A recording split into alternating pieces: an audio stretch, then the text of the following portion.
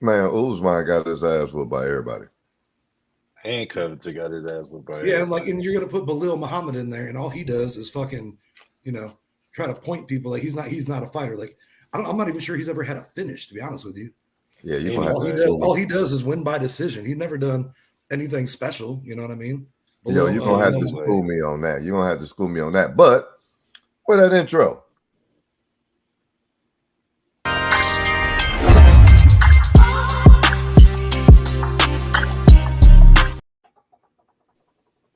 So the Tile Sports yo, Podcast, man. Y'all know what it is, man. man, we back in the building, man. King James the Pharaoh. I'm always tapped in, tuned in with my guys, Cap the Great and Sean Ace Juice O'Neal. My fellas, my mans, my You got it. connect. What's going on? You got it, big dog. How we living, man? Everybody all right? Hey man, y'all know what it is. So, ladies and gentlemen, we haven't been on for a couple of days due to me. Started a new gig, y'all, and it's kicking my ass. you should have saw me before you Hey, I logged in should have just earlier. seen Ace in the green room, I boy. look like It I looked went like 18 somebody whooped rounds, his man, with ass. Tyson. Man, it looked like somebody whooped his ass and threw him fresh in front of the camera. Just all right, showtime. Yeah, yeah. What did he say? Whoop, who's Mazada? Hey, That's who's the exactly how mama? you, Ring it up. yeah, bring it up. That's It was a exactly long how ass he day, but I'm came up. happy to be here with my team now, with my partners, So, and let's fuck some shit up. man, Yes, sir. as usual, man. Y'all see it, man. Throw the top words up. Throw the Towel Sports Podcast. We in the building. Cap the Great, the greatest of them all, as he just said, the Pharaoh, the king of them all, and Ace Juice, the man with the most juice. You know what I'm saying? Ace Juice. It's only one. Sean Ace O'Neal, man. How you living, man? How everybody doing? We back. We back. We back. And we got a whole bunch, not so much, but a whole bunch to discover over this past week of sports. We got the Super Bowl coming up. You know what I'm saying? We got the NBA All Star coming up with the standards behind that. We got UFC back in the mix, and we definitely got what you know. Throw them bows. We got the boxing in the Oh, mix. You know what I'm saying? So we definitely gonna get y'all right. Where we gonna start off tonight, gentlemen? Where y'all want to go with it? well, we might as well recap the NFL conference finals, man. You know, because for one, I'm riding high off of that right there, ladies and gentlemen. You know what I mean? I don't know if y'all know, like I know, like I pretty much knew the week before. The Kansas City Chiefs beat the Ravens 17-10. We One did of the that. best defenses left in the playoffs right now is the Kansas City Chiefs. And like I told you before, they did exactly what I thought. They jammed them receivers. They held them down to very I short give you yardage that. I in the give you that. first half. Second half was a little bit different. Hardball didn't make too many adjustments, but your boy Lamar Jackson tried his best to do what he could, you know. But the Ravens ended up falling, like we said, 17-10.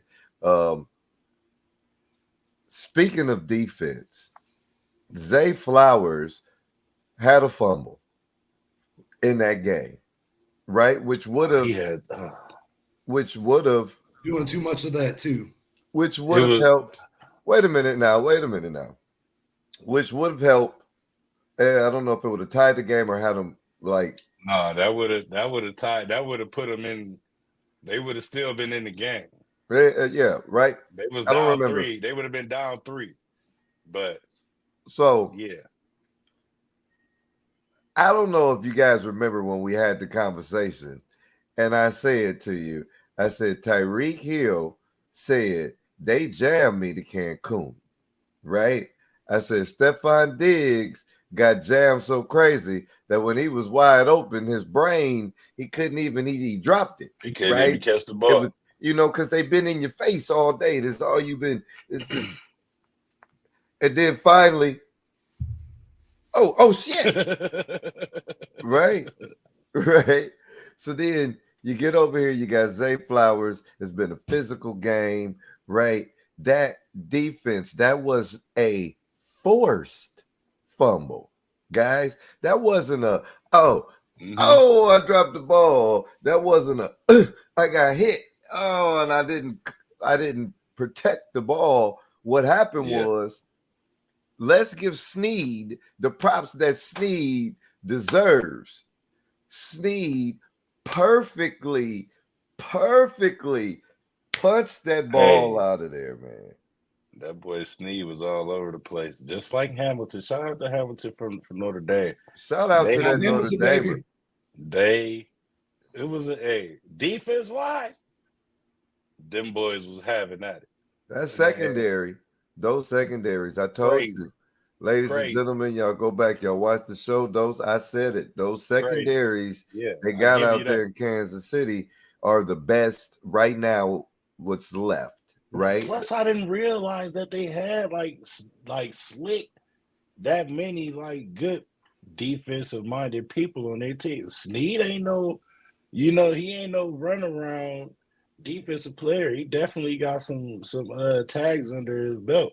Another one they had out there on KC side was what's the guy that was playing he was playing defense on he was playing on Zay Flowers 1-on-1. Because Sneed was playing and he was just part of the secondary. Whoever the guy that was playing on Zay Flowers too was causing him some hell.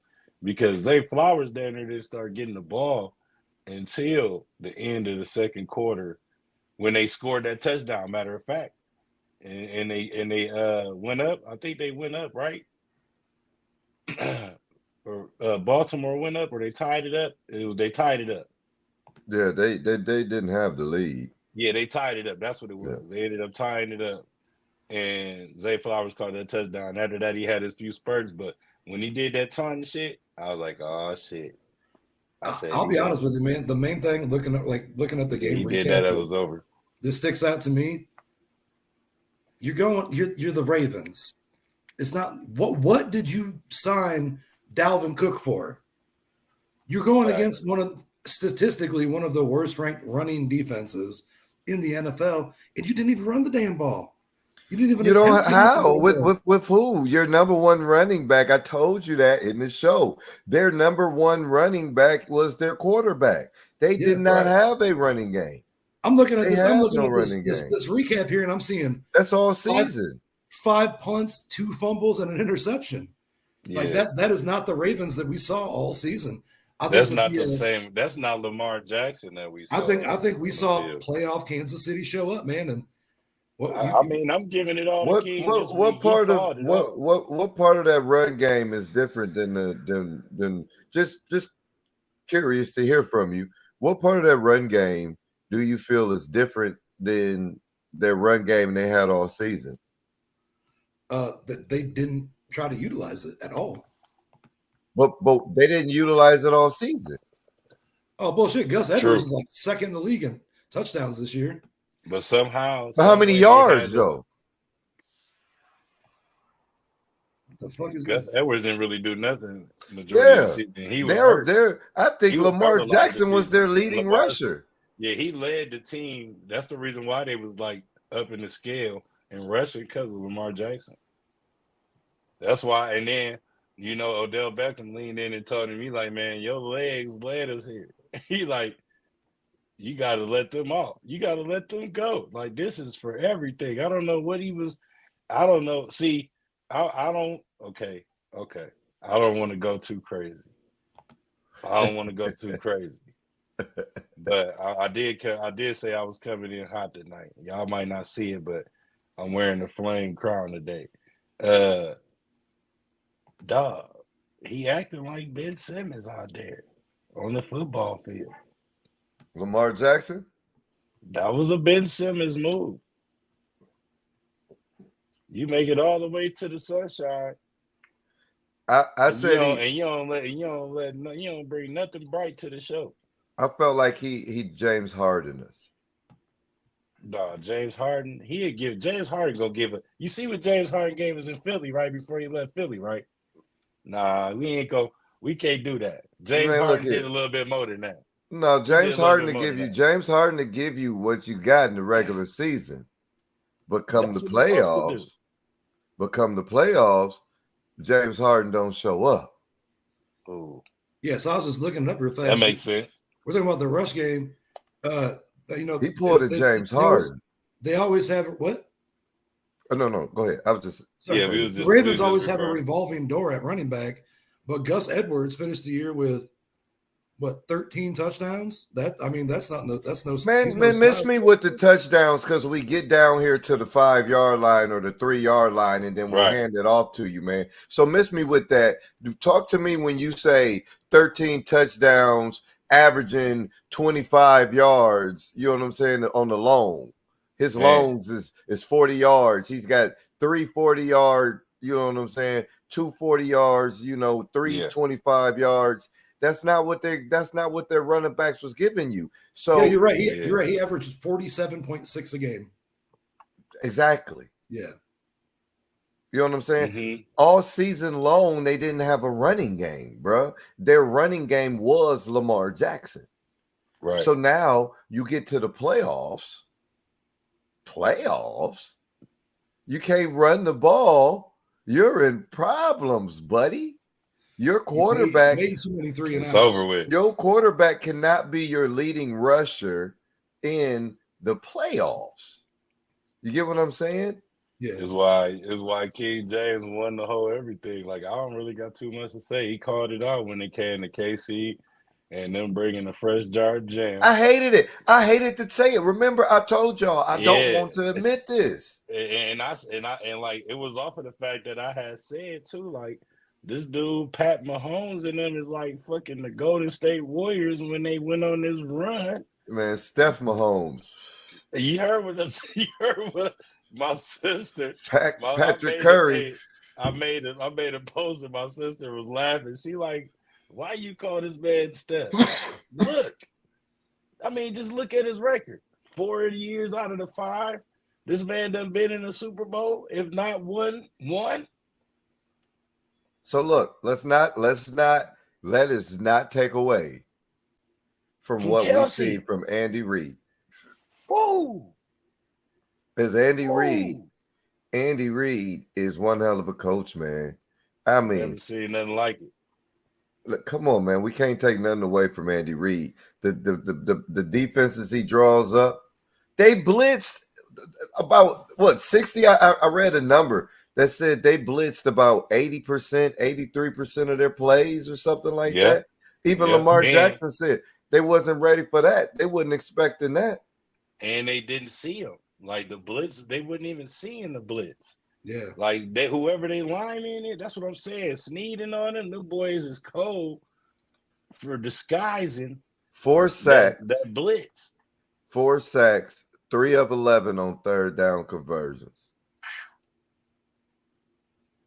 Blitz Jackson 20 times. Posted a pressure rate of 37. You know what I mean? Let's not take away. I guess it was Steve Spagnolo. Spagnolo.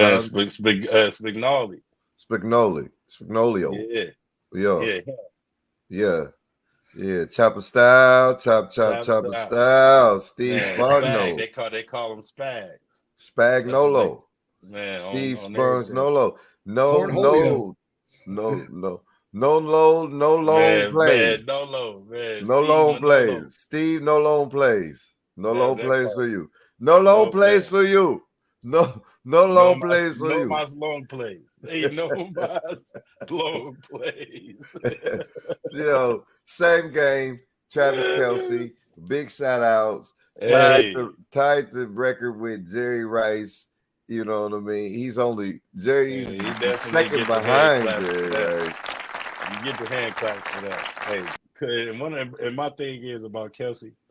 Hey, Kelce is like one of the coolest tight ends I've probably ever done seen in the NFL. He cooler than Gronk, hands down. Over the fact that Gronk was a Patriot all my life. You know what I'm saying? But it's like Kelce killed it all. He came in with the swagger, the stature. He got it all, dog. He had like 11 catches in the first half or something? Yeah. Fucking ridiculous, man. Yeah, he went crazy. He was ASAP, on. though. He Like, was in he God was mode, bro. already on their neck. He was already on their neck for real from the beginning. I give Travis Kelce over Gronk when I seen his first chick though. Like what? Woo. I am Man, sorry.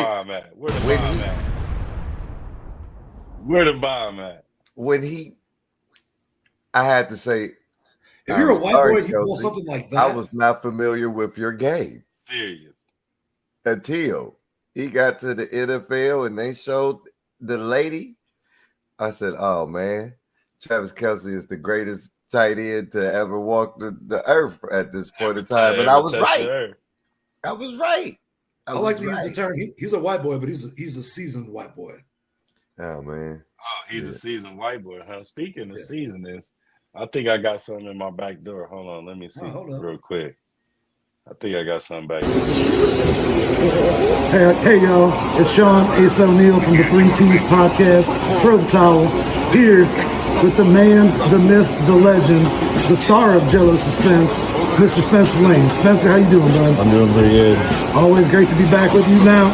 Normally, Spencer's the one eating things, and I figured it's my turn. So, Spence, why don't you go ahead and explain what we got right here? All right, right here we got a leg off of a beaver, and it was beaver leg. Yeah,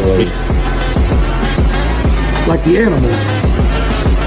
All right, man. I've eaten some beaver before, but I'm not sure I've gotten right.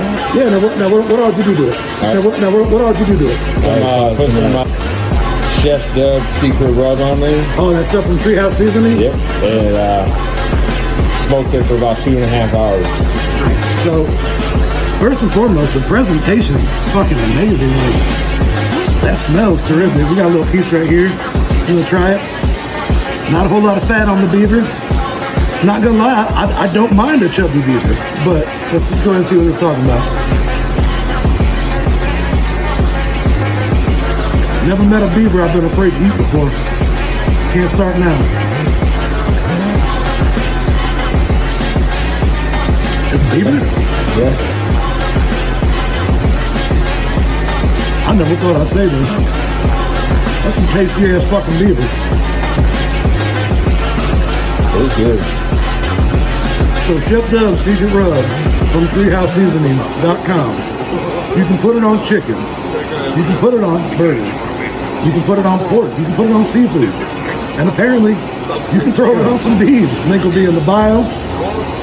Chef Dub, Secret Rub. Tastes so good, make you want to slap your mama. We got the original, the mild medium, and the DL heat. We'll get you some today, man. Might just up your beef game a little bit. We're signing out. Thank y'all.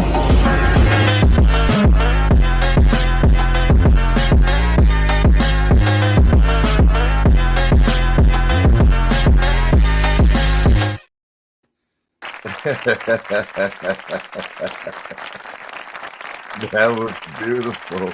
Yeah, secret project you're working on.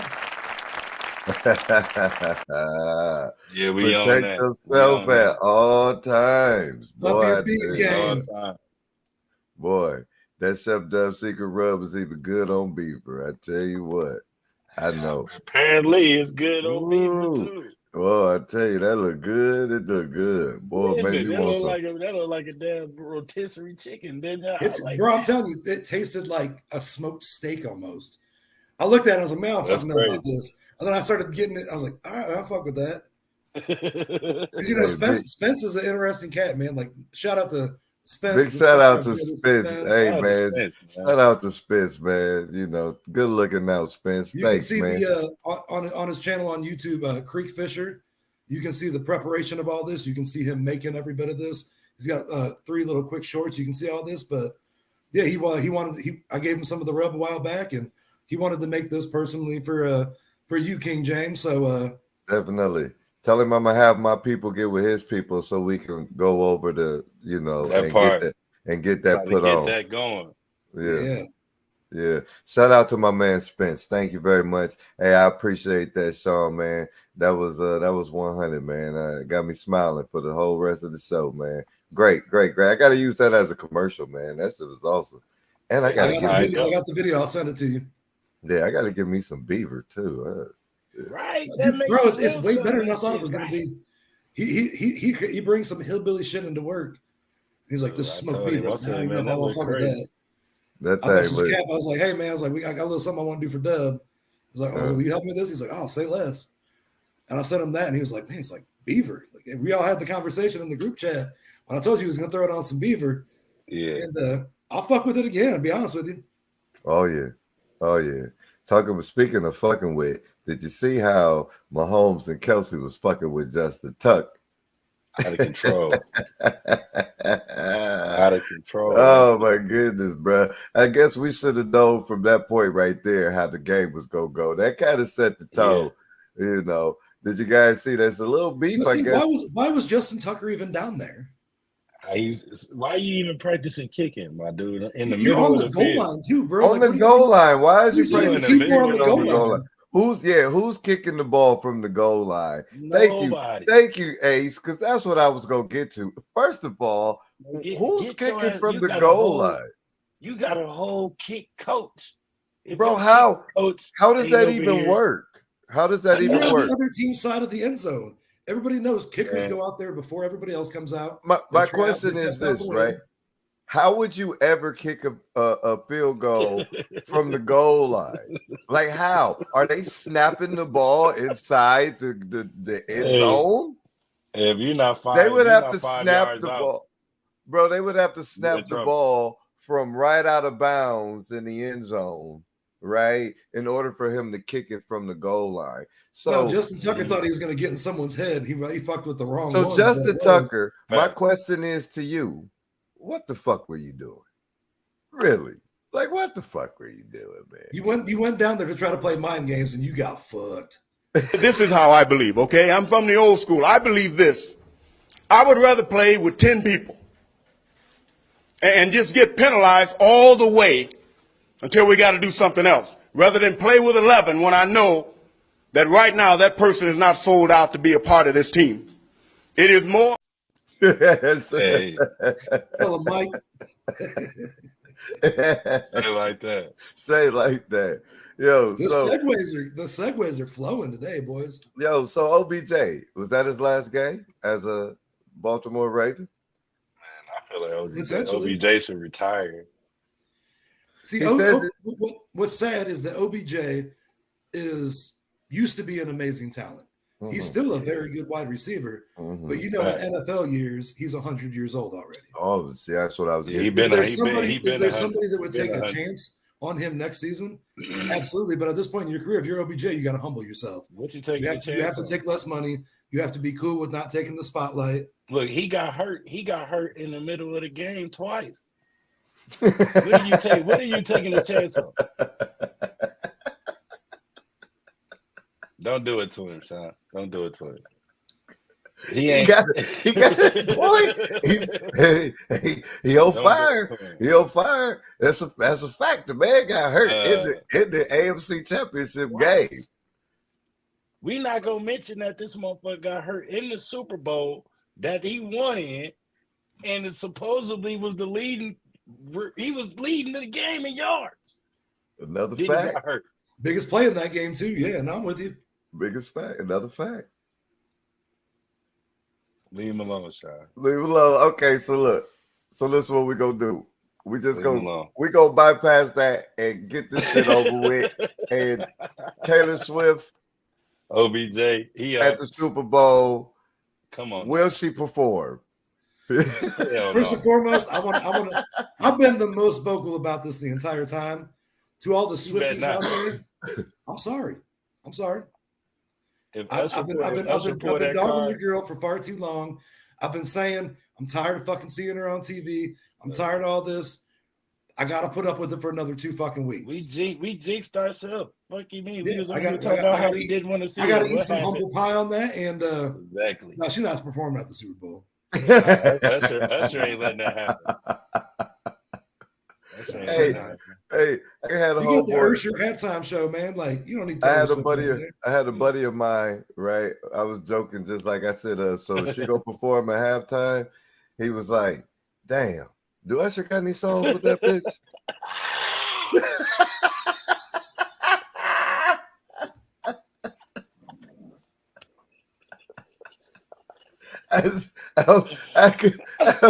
I couldn't help but start thinking my damn self. Damn, do we? Hey, you be having to check, dude. God damn it, man. You never know. I was just joking. I'm like, yeah, well, we got Taylor Swift at the Super Bowl. I said, well, it's Taylor Swift. She gonna get to perform, right? He said, damn, do Usher got any songs with her? I'm like, well, damn, dude. Hey, it got so serious so quick. It got so serious so quick. Everybody's nervous though, man. Look, let us shut up before niggas start pulling out their phones and shit. Usher featuring, like, just to see if it pull up and shit. Usher featuring Taylor Swift. You know what I'm saying? Like, let's Taylor stop Swift talking about it before Usher. the algorithm pick it up, and then they be in the studio tomorrow recording a damn song for the Super Bowl. We gonna look up on IG, and it's gonna be Usher in the studio in Vegas at my resort. Guess who popped in? Head ass. Guess who popped in? It's gonna be the Swiftie. Look here, mom. The Swiftie one. Look here. I'm so tired of these niggas. See you in February. See you in February. Oh man. Well, we'll see her there, guaranteed. Definitely gonna see the Swift train in that motherfucker. Speaking of train, did you see how the 49ers trained through the motherfucking Lions in the fourth quarter? Like I told y'all, motherfuckers, the 49ers. Choo-choo. Where did that even? How did it? What? Straight through there. They must have just had that in their back pocket. The Lions are who we thought they were. Exactly. Oh man, I'm so bad we didn't have that queued up. Oh, I didn't think about that one. I didn't think about that one. Yeah, y'all lucky I didn't get this. Y'all lucky I didn't find this clip where the Lions dude was crying and they was doing the interview and he was trying to hold them tears back. Remember when they did their pregame interview and he was trying to hold it? Hey, somebody queued that up on the video. It was so perfect. Oh man, they are. I said, oh man, who we thought they were. That's exactly. They are who we thought they were. I told you, ladies and gentlemen, look at the show like I told you before.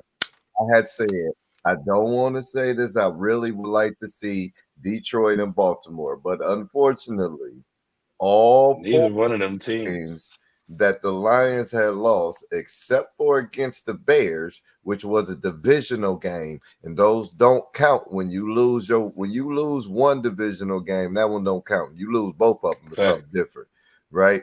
But that divisional game, they'll get you. They'll get you in your division. But every other game they lost in the fourth quarter when they had the lead. I said, unfortunately, I might see that happening again. Them having the lead going into the fourth quarter. And ladies and gentlemen, the Bears took off 24-3 or some shit. 24-7. It was something crazy going in the halftime, ladies and gentlemen. And what'd you say, Ace? The Lions was up at least 24. About what? It's like 21. They are 24-7. They are who we thought they were. Yeah. So after the Lions went up to being 24-7 at halftime or something like that, exactly what Ace just said. Damn! Tell him, Ron. That's exactly how it went down. So my question is, fellas, did the 49ers win that game? Or did the Lions blow it with Campbell and them fourth down calls? I'll go ahead and hop in right here. So first drive of the second half, Niners start with the ball. They go down and they kick a field goal, right? Next possession, Lions are in scoring range. You're still up by what, 21, something stupid like that? You're beating the brakes off them at that point. Take the points, bro. You always, when in doubt, take the points. You had to have, Dallas. you had exactly. You went for 2 for what fucking reason? I think that in my personal opinion, Dan Campbell said at the beginning of the game, before, like in the pregame interview, I'm going to go for it if I see fit. He's like, at that point in time, take the points. Give yourself a little bit more of a cushion. You can take the morale away from them. You got 3, we got 3. All right, game on. Let's go. Mm-hmm. Instead, you go for it on 4th down and you give them excellent field position. What, they scored in like 3 fucking plays? Exactly. In my opinion, Dan Campbell's balls are way bigger than his brain. And I'm not only blaming him, like it takes a whole team to lose a game. Or is his balls? At that point, take the fucking points. What were you doing? You could have put that fire out of them being like, oh, all right, we got 3 right off the bat. We're feeling ourselves. You could have put that. You could have put that to bed. You could have, made them start back farther. Now later in the game, that other fourth, the other 4th down, where you could have taken the points again, that'd be like a 48-yard field goal. So not always doable, you know what I mean? But the wind wasn't blowing very hard. Even if you make 1 out of the 2 of those, guess what? At the end of the game, you're tied. You go to overtime, you play it out.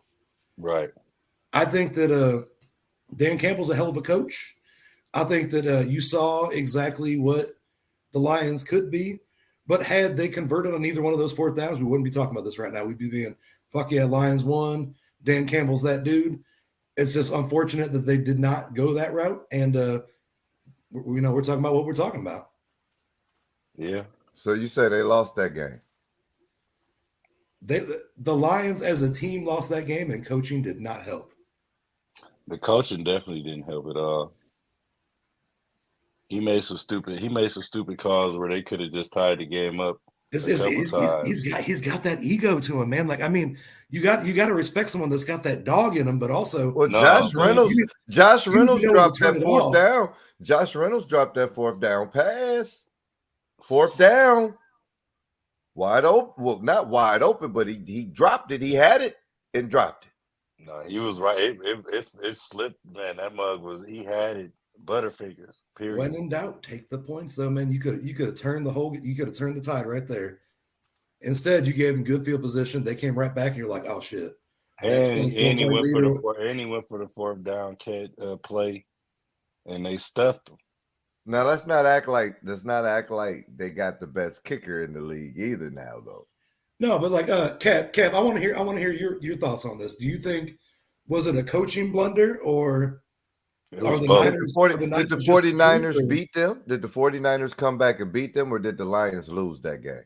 I'm not even going to say the 49ers came back and beat them. They only beat them because they scared them, right? And I say that because they already knew what kind of weapons that they had, right? They had them by the neck. Stop right there. They had them by the neck, and I just want to say what happened, Ace? They were what? You don't play with your food. That's what they are what?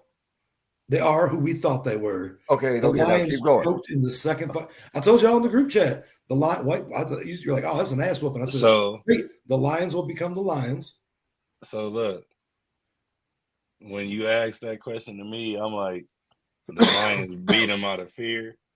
If I'm gonna choose that they beat them, the Niners. Lions, the Niners. Sorry, the Niners beat them out of fear. For one, the Lions played themselves when they came to having that dog and that. You got to stand on that, man. You got to stand on business. If your coach ain't standing on business, you got to stand on business. Jared Goff, you're trash because you should have stood on business out there and you should have took over. That was the time for him to take over. You get what I'm saying? Because you come from the Rams that just won, and then they not shit the next year, and then you actually beat the shit. You get the shit lineup. You know what I'm saying? People make moves to go around Jared Goff. Exactly what the Lions did, and he disappointed them at that moment, right there. And the coaching. I mean, what else is there to say? So go ahead and do me a favor and call before we switch down to Dub and hear his opinion. Did the Lions lose that game or did the Niners win that game? The Niners won that game. Okay. I'm cool with that. Yeah, I mean, I respect both. That's why I asked the question. You know, I asked the Niners question won. because I asked that question because I seen Christian McCaffrey go crazy on that run, dog. It was like we need a touchdown. It was like, give me the ball, bro. Like, I don't Yeah, know that if that's man what he wasn't playing. said. Like, I don't know if that's what he said, but I He think got I read tired it. of it. I think I read in one of those articles that I sent y'all. The way they put it, the word they used was the word I was thinking of. He had a violent Yeah. run. Yeah. Yeah. He had a violent run. That man, and that was Yeah. like, to me, that was still talk about me for the MVP moment, right? And Because get they the fuck out needed, the way. yeah, they needed that momentum at that point in time. They wanted to keep the drive alive. They had to go, and then man, Brandon Ayuk. Yeah, you. Brandon You Ayuk. can. Ayukin, man, look, Brandon Ace, I'm Ayukin. gonna get that to Ace too. Ace called him out too. He did. I'm gonna tell you. Everybody else was Also, mentioning anybody else, watching right now, we had this conversation last week on Ice Cold Show from Chicago to Damas. Check him out, looking Paul out Ice for Cold that. Long. Thank you for having us last week. It was an honor being with you. Shout out to Ice Cold. Appreciate you. It was a great being on your show.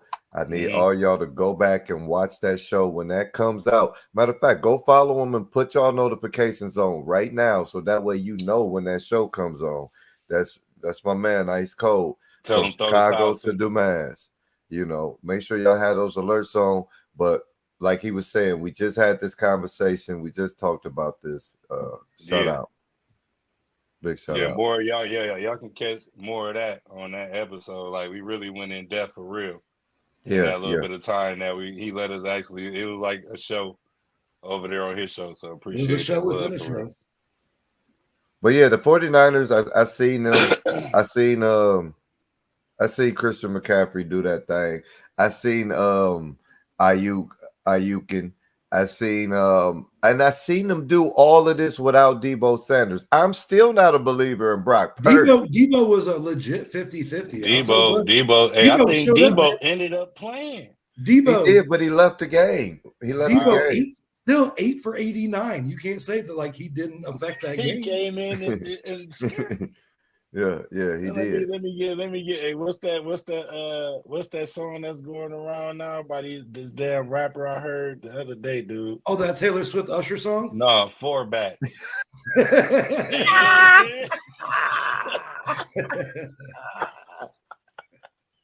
No, we're gonna hear enough of that one at the Super Bowl. No, sorry. They changed their names. That's Usher and Ace gonna jinx us, and it's gonna really happen. I'm telling you what. Yeah, we're gonna have to flash back to this show. I'm still not a believer in Purdy. I'm just being honest with y'all. I'm still not a believer of Brock Purdy.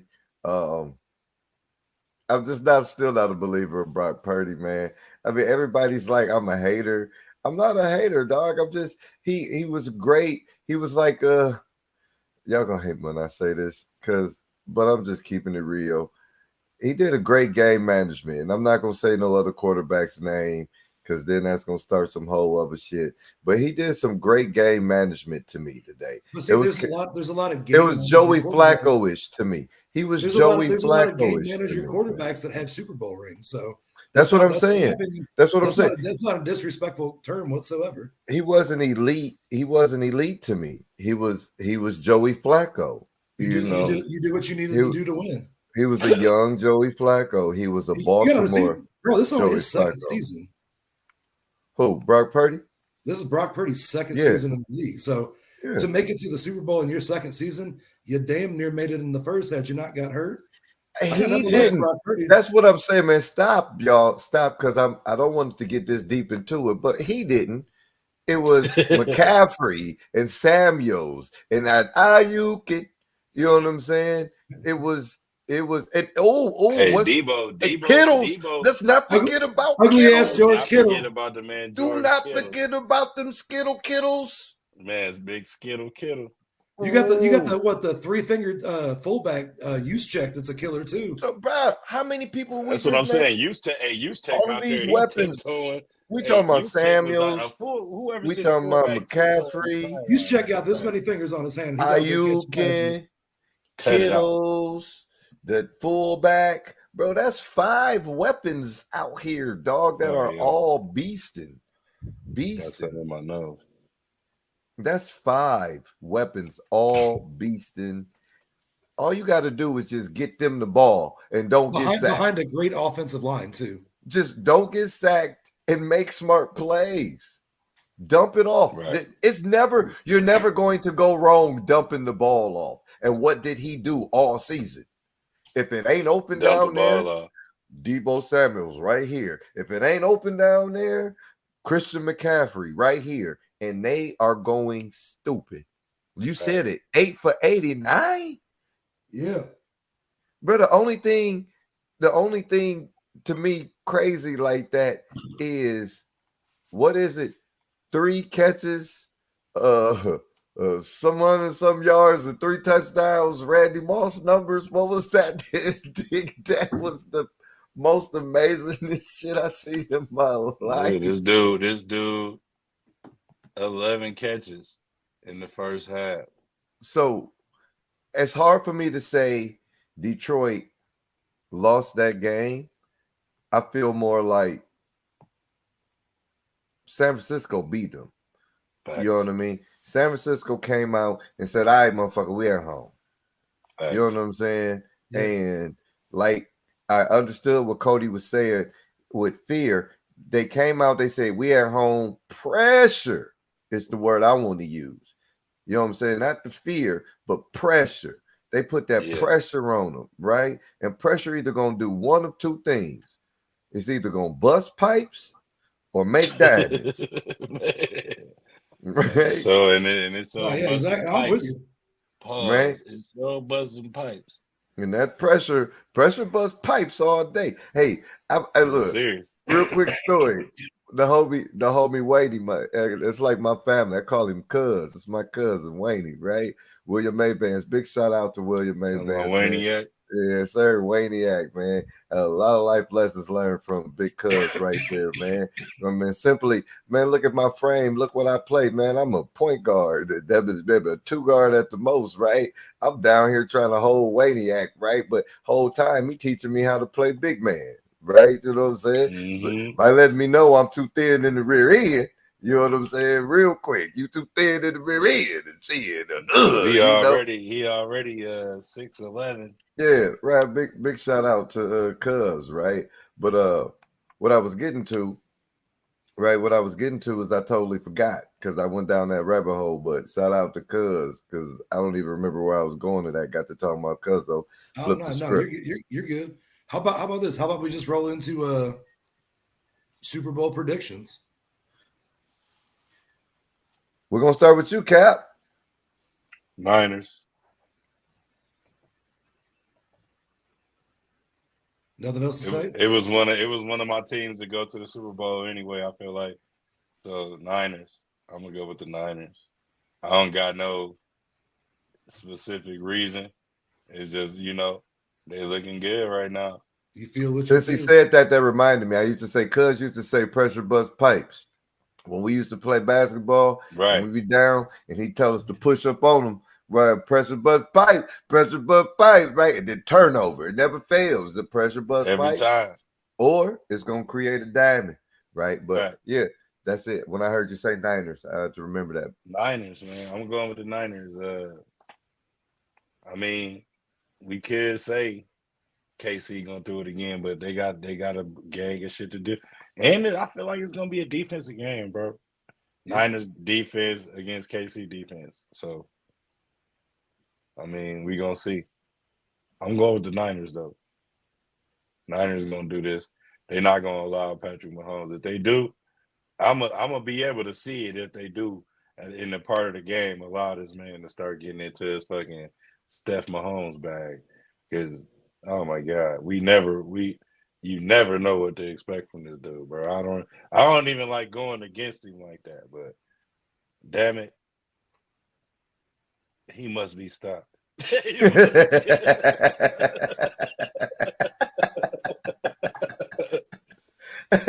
Gee, man,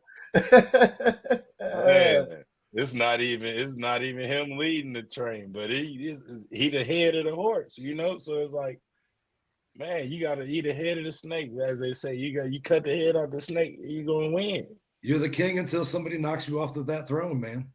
So I mean, right now he's definitely on king status. I'm gonna tell you that. Patrick Mahomes is, and he poised as hell. His daddy is over here lighting up cigars after Lamar Jackson. I'm just saying, y'all seen that video. Man, This he's man, smoking look, on them packs, dog. I'm He's just saying. he called it. He said he had a special blend that He Lamar had a, Jackson. these guys is ready. You understand? Like he had they done, he had a stogie, that right? mug was a stogie. They had a video out, ladies and gentlemen. They got They a said, video what out. are you smoking on? And Oh, you ask know. Patrick Mahomes' dad, what is he smoking? And what he tell him? The special blend Oh, that's that special that blend. Lamar Jackson. This that Lamar Jackson. I had it imported all the way up. Oh, man, get out of here. I had it imported from Cuba. And look, before I let y'all have it with y'all predictions, they gotta understand that this man Pat Mahomes' dad, right, was a world-class baseball player. Yeah. Top of the line, Facts. won his stuff, did his thing for the states and major leagues, got heavy accolades, and this man trained his son as well. Plus, he did the most important thing you do to a son when he's an athlete, and that's stay out the fucking way. You know what I'm saying? Like, don't get in the way of his game. You don't let him, because once you do, you're gonna get to choosing what he should do. And that's one thing I commend his dad on, because I can tell that's how they roll. So hey, these boys, this is gonna be a good Super Bowl, y'all. I'm just saying, this is gonna be a good Super Bowl. This is what you want in a Super Bowl. We don't want, we want that Philly KC Super Bowl, if I'm gonna compare it. You know what I'm saying? Because that was a good ass Super Bowl to see Jalen and Pat go at it and do what they do. But this right here, this totally different. We got Christian McCaffrey over here, first time, and he coming in violent. We got Kelsey on fucking fire, breaking records. You know what I'm saying? They back to back. They trying to go back to back. You got Pacheco running like a toddler. You're trying to put pajamas on. You got Pacheco out here like a 3-year-old with new Jordans made by Bo Jackson. You know what I'm saying? Hey, I'm flying with the Niners, man. If I got to pick. If it's firepower over ferocity, I'm going with the Niners, man. Even though experience is key in games like this, I'm going with the Niners. They hungry. And they got Shanahan and shit over there, bro. Come on now. Vets. They got a vet staff. They got people that know what to do to these people like Pat Mahomes and them. So what are you thinking, King James? All right. Is y'all ready for this? Never. I'm 2-0. I'm 2-0 I got a right now. I got to feel this another clip coming. I'm 2-0 right now, right? I'm 2-0. And I told you why. I'm finna do it again. All right? I'm finna do it again. And I hate this reason, but I got to tell the truth. Okay? So I'm going Kansas City. I'm going to back-to-back. I got Kansas City winning it. I got a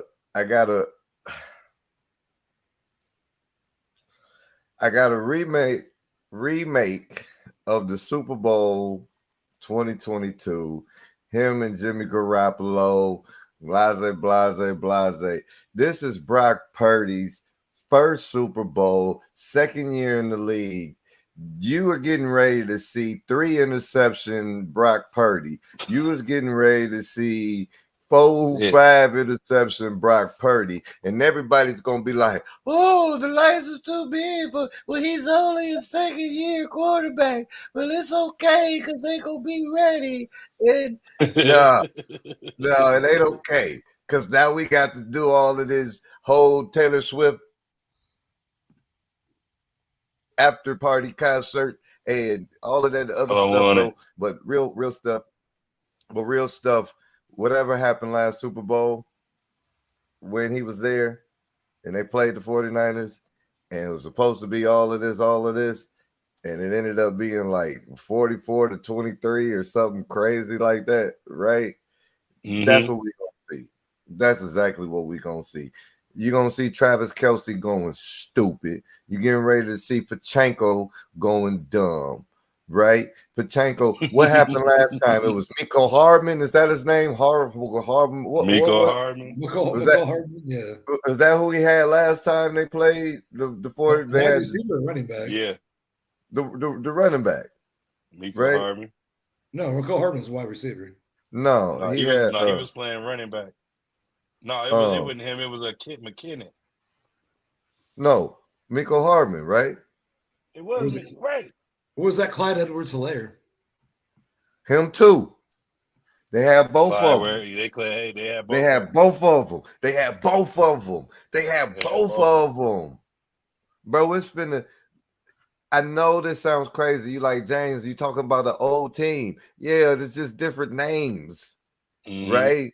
It's just different names with a better defense, right? You're gonna see these receivers who are you okay?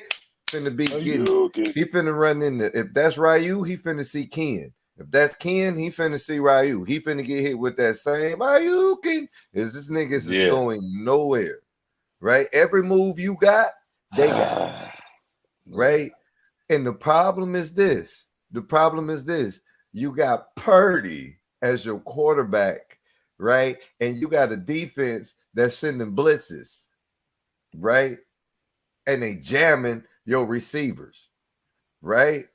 And I hate that, but defense wins championships. Offense scores points and wins games, but defense wins championships. And you got Steph Mahomes out there, dog. You got Steph Mahomes versus Brock Purdy, dog. I know. They got Christian McCaffrey. He's gonna get his. He's gonna get his, right? Hopefully Deebo Samuel's gonna be, you know what I'm saying? But the problem is when you jamming, and you gonna have to go throwing at the Kittles, right? You think they don't know how to hold Travis Kelce 2.0? You think they don't know how to hold Travis Kelce 2.0?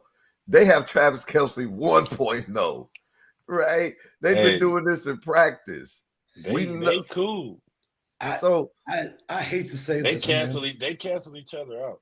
This is the first time in such a long time, and I hate to say that's why I keep shaking my head. King James is right, huh? I'm right here with you. I know. Damn. You and me never agree about anything. Like just when you thought it doesn't matter. Huh? Coke, I thought I was in the bag. Doesn't mean anything. I never thought in a million years you and me would be on 100% the same page right here, right now, talking about this Super Bowl. When for weeks I've been pumping up the 49ers. I love that the 49ers have 2 Swiss Army knives. Christian McCaffrey and Deebo Samuel. I love Kittle. You brought up a valid point, such a valid point so much earlier. They were blitzing Lamar Jackson and making him see ghost out there. I know that I said it's only Brock Purdy's second year. I think that's where the advantage is. It's only Brock Purdy's second year. You make Lamar Jackson, who's probably the MVP of this season, has been a previous MVP, reconsider every life choice he's ever made. That won't happen again. That's not And going to happen. you're gonna do this against Purdy. I like the Niners defense. I like the weapons you have. I hope this is I think this is going to be a pretty close game. Like even not like the highest scoring game, but I could see like 31-27, something like that. But you got to take the. It's going to be a defensive game, bro. You got to take the experience over the inexperience, and I'm going. I hate to fucking say this. I'm going Kansas City over the Niners. Like I said, I hope it's a great game, but. Chiefs, Taylor Swift, Travis Kelce, and the best moment in sports history after the Super Bowl win, Travis Kelce's holding the Lombardi over his shoulder, Taylor Swift in his hand, announces his retirement, and then says, Tay, will you marry me? Greatest moment in history. It'll live on in infamy forever. Travis Kelce rides off into the sunset with his $1 billion queen, and we don't have to talk about her no more, hopefully. She's going back on tour. I'm going Chiefs. She going back on tour. Yeah. Oh yeah. No, she's going to Tokyo. She's going to Tokyo the next night. Yeah. No, but like you and me, you know how this goes. But bro, I'm with you. Like I'm with you. I think the experience wins. I think the pass rush you were talking about earlier against Lamar is going to scare the fuck out of Brock Purdy. That's going to lead to the interceptions we've been talking about. Turnovers. That's where the Chiefs win. Yeah, turnover game. The Niners it's gonna be tight though. Like it's gonna be tight. Like you're gonna be thinking, we all gonna be thinking, oh man, San Francisco, this is close. But once Kansas City get a hold to what y'all doing to get motherfucker Ayuki open, what has they been doing so they could get? Oh, they've been Christian McCaffrey and us. We got something. I'm telling you, once Andy Reid say, oh, this dude said Ayuki. Dog, once they figure out how y'all been moving different, because they're not gonna stop them, but they'll slow them down. You were talking about that pass rush. That pass rush is going to force bad decisions from the quarterback. I mean, it's football. You might as right? well clip this, King James. Dude, it's funny. I appreciate everything you just said, and I 100% agree with you. Hey, man. Bump it. Yes, sir. Yes, sir. Hey, twist it. Hey, so there we go. That's what we got, ladies and gentlemen. Tune back in after February something, couple Sundays from now. I don't even know the date. We back. We no, February 11th. Matter of fact, after the Super Bowl, we are gonna be on Ice Cold's joint. That's right. Hey man, you heard from my buddy, your buddy, our buddy. Oh, you talking about Two Buddy? Two Buddy. You ready to unlock the full potential of your YouTube channel? Try TubeBuddy, a must-have tool for content creators. Supercharge your video SEO, streamline your workflow, and unleash the power of data-driven decision-making. Click now to revolutionize your YouTube game. Try TubeBuddy. TubeBuddy. Yes, sir. TubeBuddy. You got all that bass in your voice.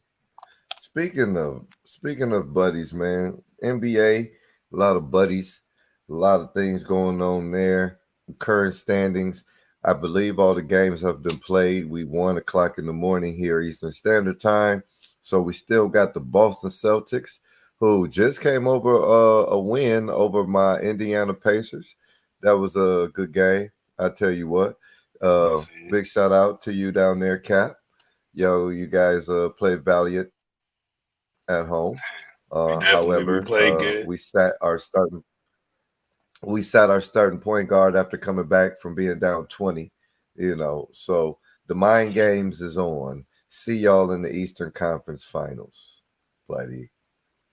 No, serious. No, serious. Before we move forward, though, if the Boston Celtics continue to remain and hold on to that one spot by the playoffs, we definitely have a chance as long as we're that 2, 3, 6, or 7 seed. Definitely. Yeah. So we definitely got a chance of meeting up in the Eastern Conference Finals. If they stay like it is right now, we would definitely see y'all because we would end up playing the Philadelphia. No, we would end up playing the Cleveland Cavaliers. No, Y'all would play the New no, York. if y'all end up New in York. the 7th spot, y'all definitely gonna end up playing. No, we're in the 6th spot right now. In the 6th spot, we would play y'all number be playing 3, New York. which would be New York. And then after beating New York, we would play the winner of Cleveland and Philly. no, Milwaukee. We would play of number 2 and number 7. So Milwaukee and Philly Miami. number 2, right? No, Philly dropped all the way down to number 5. So let me keep going. So number 1 is the Boston Let's get Celtics at 37 and 11. Number 2 is the Milwaukee Bucks. Number 3, you have the New York. Number 3, you have the New York Knicks at 31 and 17. I'm not an apologist whatsoever. I'm not going to apologize to the New York Knicks. But after they made that trade, we were dogging them on this show. The New York Knicks, for the first time since 1994, had the best record in the month of January. I'm pretty sure they went 19-2 this month. We all laughed at you. We thought it was hilarious, but something's clicking there. Hey, they've actually been 9-1 in their last 10, and they on an 8-game winning streak. They actually play my Indiana Pacers tomorrow. So depending on who all and how long people are able to play, that streak may come to an end. But at number 3, big props to proving us wrong, the New York Knicks at 31 and 17. At number 4 is your Cleveland Cavaliers at 29 and 16. All the way down from number 3 to number 5 is the Philadelphia 76ers at 29 and 17, who just lost Joel Embiid. But we'll get back to that. We're going to talk about that here shortly. At number 6, we got the Indiana Pacers coming in at 27 and 21. At number 7, you have the Miami Heat at 25 and 23. The Orlando Magic at number 8, tied at 25 and 23. Number 9 is the Chicago Bulls at 23 and 26. Right, so they will be in the playoff. They will be in the play-in game if the playoffs started today. And number 10 is the Atlanta Hawks at 20 and 27. The bottoms is Brooklyn, Toronto, Charlotte, Washington, and Detroit is your bottom 11, 12, 13, 14, and 15 in your Eastern. Well, while we're over here in the East and we were talking about it, so yeah, if Boston continues to be number 1, Milwaukee's now number 2. That means they will play the 7th seed, who would be the Miami Heat right now. The New York Knicks would have to face the Indiana Pacers, so that will be a good tell tomorrow night to see where these teams both are standing after the trades. And then at number 4 and 5 will be Cleveland and Philly. They would meet each other if the playoffs were to start today. Those would be where they are if the Chicago Bulls didn't beat, Miami. Trade the whole team. Start over. I said it before. I'll say it again. Get rid of Levine. Get rid of Cruz. Start over. But I do want to make one quick point, though, real fast. Yeah. Y'all better watch out for the Detroit Pistons now. They're 3-7 in their last 10 for a combined 6 and 41. So, not saying they're on a heater, but they've doubled their wins in the last 10 games. Did you see that video of that fan telling Cade Cunningham, like, Cade, they need to trade you? And he just looked at him and went. Hey, Cade shook his head, that was crazy, wouldn't it? Like not prompted nothing. He was just like, I need to get the fuck out of here. Look, I was going to say don't do it to him, son, but that was crazy. He literally looked at the guy and shook his head. That is nuts. They got too much going on over there. Wow. They got what's his name? No, he's been actually playing Jalen Duran. Jalen Duran is the truth. Gonna be the new face. Hey. Well, yeah, because they're gonna have to trade all the current ones. What other first rounders?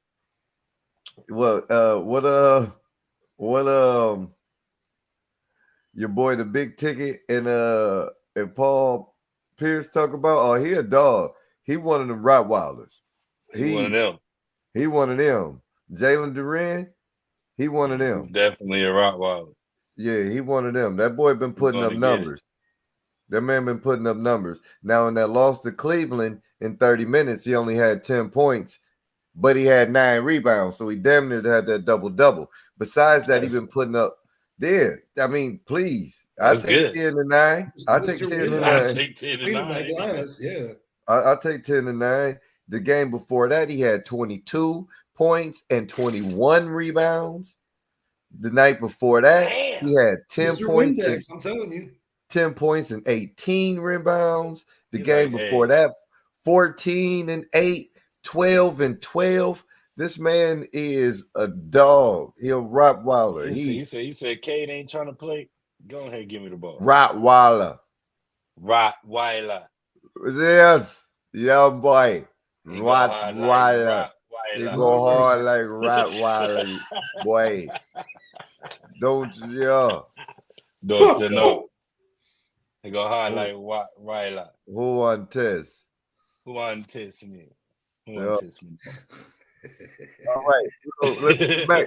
So let's jump down to the West. In the West standings, look, I got all kinds of shit going on over here. Who won test? Weiler, boy.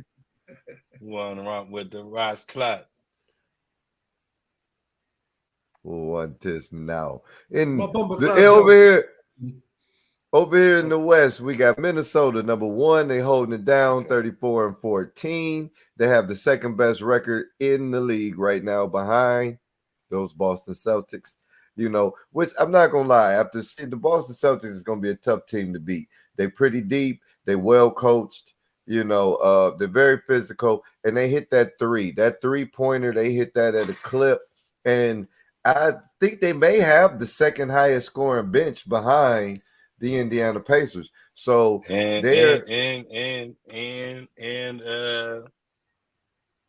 fact like the most up-paced, like up-tempo type teams too. Like the Pacers run that right now. They throw that shit out the water. The most important point that was made right there though is what does it take to win championships?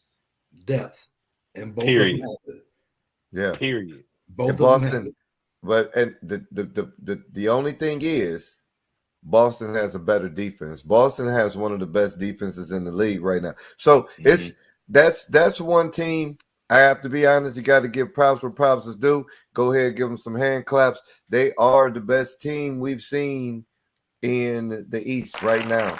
So shout out.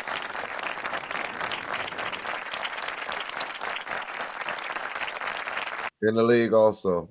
22-2 at home. They have the best home record in the league also. So anyway, back down here to the West, we got Minnesota Timberwolves at number 1, 34-14. OKC coming in close to second with 33-15.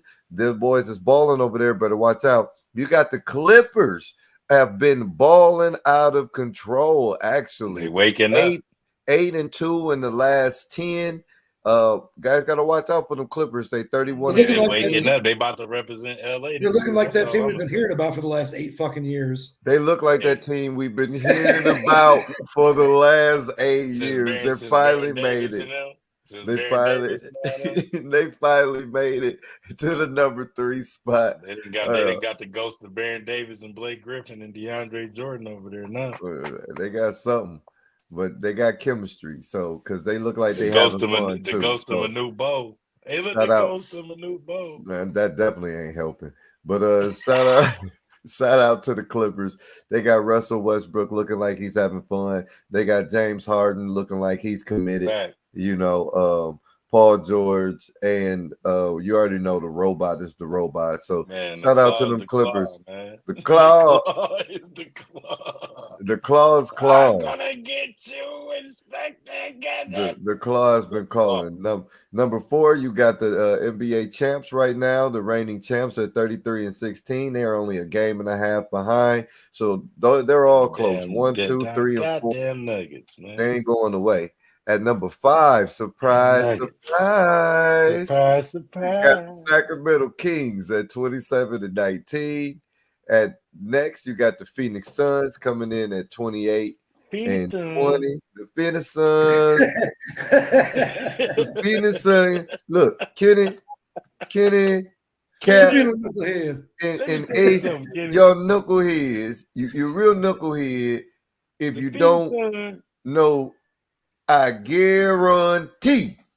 The Phoenix Suns that made the playoffs.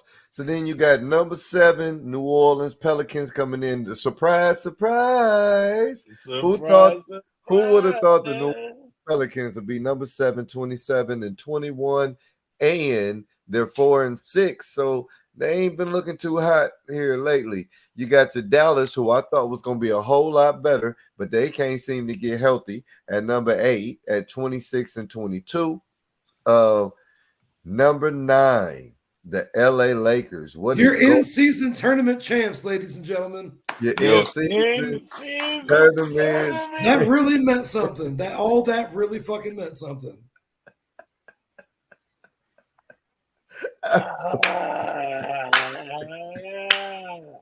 I did.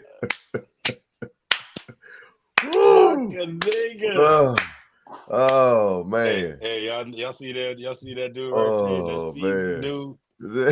Don't mistake that skin for what y'all think. That's market nigga, dog. That trophy means everything. Just throwing it out there. And your in-season tournament champions. Hey, I'm not gonna lie. The Lakers had them in the first half. Are sitting at 24 and 25, one game under 500. That was a good one. The number 9 spot. Hey man, they played their heart out for that tournament, man. They, I was witnessed it, man. My team was the losing team. It almost looked like the bubble to me. It sparked a fire underneath my team. I tell you that. It almost looked like the bubble championship to me. I don't know what it did for them, but they played it like it was this game 7 of the NBA Finals. I mean, they had LeBron in, AD in at all point in times of the game. It was great. It was a great experience for my Indiana Pacers. Love the intensity. Thanks, Lakers, for sparking the fire and letting my boys be ready for those great rest of the season that you guys. Lakers, y'all cashed a paycheck, and you're like, now we'll just ride this out for a while. Now catches on the TV screen. Dog. Now hear me out, y'all. Wait, number 10 is the Utah Jazz, who was looking good for 8-9 games in a row, but now they've lost their last 2 and they're 5-5 in their last 10, and it's crazy. Believe it or not, you got Houston, who's actually a better team than their record shows, at 22 and 25 at number 11. Then you got the Golden State Warriors, who we don't know what's happening with them. Damn, homie. In high school, you was the man, homie. What the fuck happened? Yeah. You got the Memphis Grizzlies at 18 to 29. They lost all of their stars to injuries, so they try to do what they can. We got Portland, who's just like they shooting for a number 1 pick, I guess, which I don't know why, because there's nobody really out there banging. And then you got the San Antonio Spurs, who's going through the Wembanyama experience, and that's all they got on their team is the Wembanyama experience. So you got one player that you allow to play 17 minutes a game. They're at 10 and 38. At least they're not as bad as the Detroit Pistons at 6. In the last 10, though, they got the same record, 3 and 7. They got 10 games, man. They'll never be at the. They only this way. So it's looking up. What they going through. The Spurs. So it's looking up.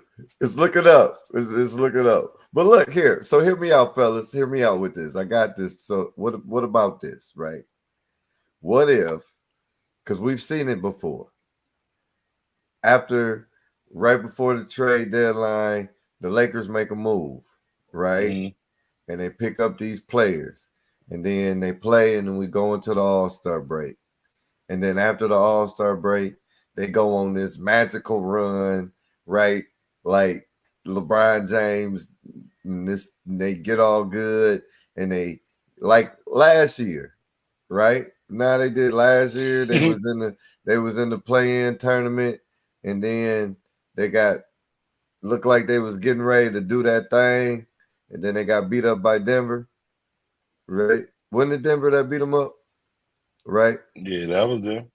Yeah, but they played all the way from the play-in, right? They was in the play-in tournament. Am I correct? Yeah, that's how they. I forget who they beat in the play-in, but that's how they got in. Yeah, absolutely. Yeah. Could they be doing that again? I don't think so. I think that I will say that I love seeing all these trades that are going around. You know, trade rumors to me are so much fun. Like, what if Trae Young went there? What if so and so went there? What do the Lakers have to offer you back in return for a Trae Young, a guy that could be another max player, your third max player? And you what at that point in time, if you're the Lakers, what are you doing? You're getting rid of depth that we already talked about is what helps win you championships. Y'all have already put away draft picks for years to come and everything else trying to make the current roster you have. I would love. It's better for the NBA if the Lakers are doing well, in my opinion. Like financially, people will always watch LeBron. They'll, like that. That's a team that people will watch. But as a franchise, what are you really just? You're gonna fuck your whole bench and your entire. Why they got to keep making trades? Are you really throwing? You're throwing it all in on this year. If you go out and you try to get a Trae Young or who else have they been talking about in those trade rumors? I know there's a couple other guards they're talking about trying to bring. DeJounte Murray. They were talking about a trade with the Bulls, trying to get like LaVine and Zach LaVine. That's been out of the. Yeah, but I mean, what do you have to offer back? Zach want to go to Miami. You know what I mean? For real. Well, I'm just saying. Oh no. Is it entirely possible? Is the question? Absolutely. Is it good for basketball? Absolutely. I'm just saying, like, if I'm the GM it's of LeBron James we talking about here, man. If I'm the GM of another team, I have a hard time finding enough value key words right there on your team that's not LeBron or AD or. But this is LeBron James. We're gonna let LeBron James get put out again. No, but I think that like I said, it's gonna happen. Did you hear his interview last night? Whether they got the team. Did you hear LeBron's interview last night or from like the last couple of days? Yeah. Where they're like, oh, so LeBron, how do you feel about the team? He said, well, on a good day, we could beat the best team. On a bad day, we could lose to the worst team. What's our record? Anybody can come in here and whoop our ass. They're like, you're a game under 500. He goes, that's who we are. I'm not saying my boy gave up or anything, but he's realistic. When he get to talking like that, he don't care. Yeah, he doesn't sound like he's. And what happened last time? And what happens every time he gets to talking like that? They get their ass whooped, and they get a trade. They get a trade.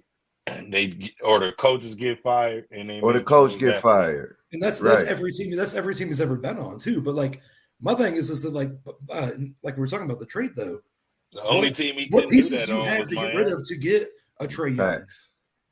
What do you have to trade for a Trae Young? None. You don't got no room. Exactly. That's why. I guess that's why. Why you don't got no room? So the rumors I was seeing. Austin Reeves. This is why you ain't got no room. Why you ain't got no room? Because you just paid Austin Reeves that money. Why you ain't got no room? Because you just paid Vanderbilt some money, and y'all not even playing this man. And then y'all just let everybody else go. No they money? do, like for real. They let everybody else go after they start doing well. Because you just paid AD. Say what? I said it's three big reasons why they ain't got no money, and you just paid D'Angelo Russell. Absolutely, yeah. You just paid 4 players to stay to give you a stamp to where you thought you was gonna be in the middle of the season. Take them to church. And exactly where we knew they was gonna be in the shithole is exactly where they at. LeBron James go everywhere and anywhere trying to make changes. The only place he ain't made no damn changes in is Miami. Why he couldn't do that shit? Because you had D Wade over there already, and Pat Riley ain't going for your bitch. And everybody knew that was D D Wade's Wade's about team. what you got. LeBron went there. That was what D kind of Wade's star team. you is. He had his star already with D Wade, and he won his championship with him and Shaq before LeBron even came. So it's like you're not gonna come over here and run your hamster wheel over here, my dude. You can go somewhere else and play them games. He left exactly out of Miami, went right back to Cleveland. Why? Because he had the biggest hamster wheel waiting on him, which had Kyrie in that motherfucker and all kinds of mischief going on over there. Clip it. It was exactly what he needed. Exactly what he needed to get over the hump. You know what I'm saying? a team with that much tenacity, and then he ended up going over there. Of course, he's gonna be able to kick off staff and kick off coaches and kick off players because this is hometown and this is where he got drafted at. They ain't finna say no. Even they burnt this man's jerseys, y'all. My man's cooking with fire up here right now. Keep going, baby. Let's get him. They burnt this man's jerseys. Burn it down. Burn it down. Did y'all see that? Y'all see them burning the man's jerseys? And then they just let him come on back. Come on back, LeBron. We ain't got no problem. It was like he got redrafted. Right? Boom. He go over there, win the championship. Damn. I didn't think he won the championship. Cleveland said he won the championship, but that's what the NBA wanted. You know what I'm saying? Boom. LeBron go to Cleveland, win the championship. Leave. Man, they got their ass toe out the frame the next couple of years. What exactly he's horrible. When I say horrible, he's horrible at whispering. You understand? Horrible. He can't whisper to save his life. So he didn't let everybody know what he was doing with AD. You know what I'm saying? He was trying. This man was trying, bro. You in the trying stage. Your trying stage is over with, bro. You not finna be here to play with your son. Just face it.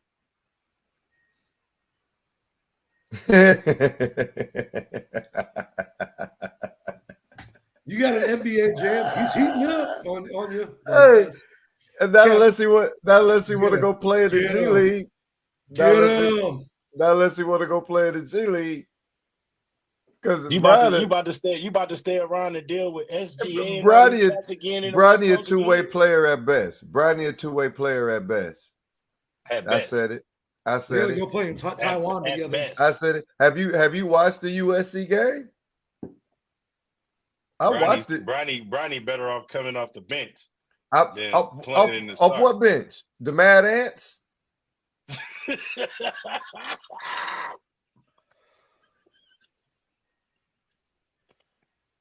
Oh shit!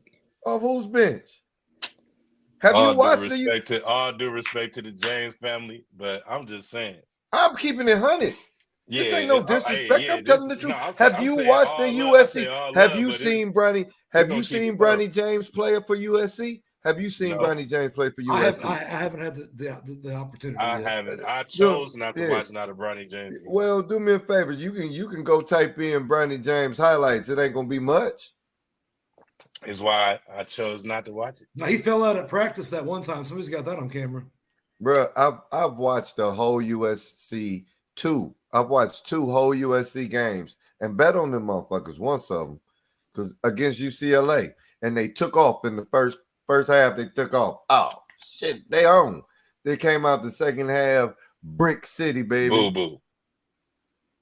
Defense is flat. Yeah.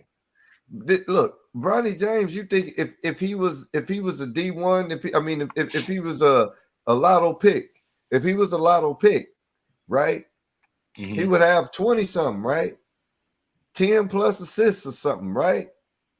At 13 rebounds or something, right? Man, Bronny would have if Bronny was an alpha. What's his numbers? What's Bronny James' numbers, man? It doesn't matter what his numbers are. It doesn't matter what his numbers is. It doesn't matter. No, and guess what? Bronny, when you're still in college, next year you all move to the Big Ten where fouls don't count. You're playing a whole new level of basketball next year too, brother. You better put your big boy pants on every game. Man, you better hope your dad because they do not count fouls in the Big Ten. He averages 5.6 points, 2.8 rebounds, 2 assists, and here's the kicker: 36.4% field goal shooting. That's the number 3 overall pick. Stop playing with me, man. Hey, stop. Leave bro, alone, man. 36% field goals, 5 points a game, 2 rebounds. That's the number 3. Bro, that's what I average at the Y.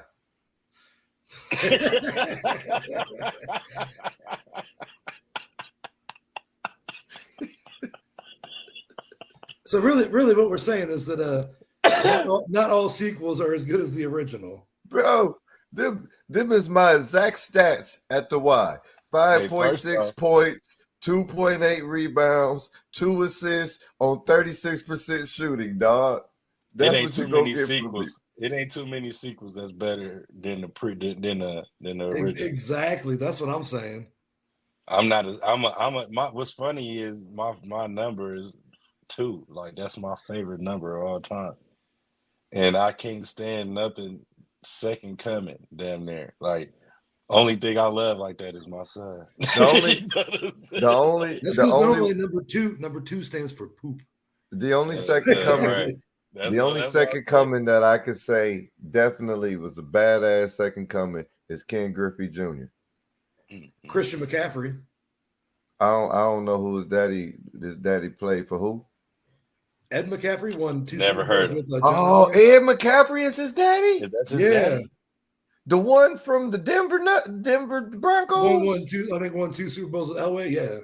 Yeah, I know that dude. I know that guy. The white slot receiver before they started checking people for concussions. Oh, I know that guy. Yeah.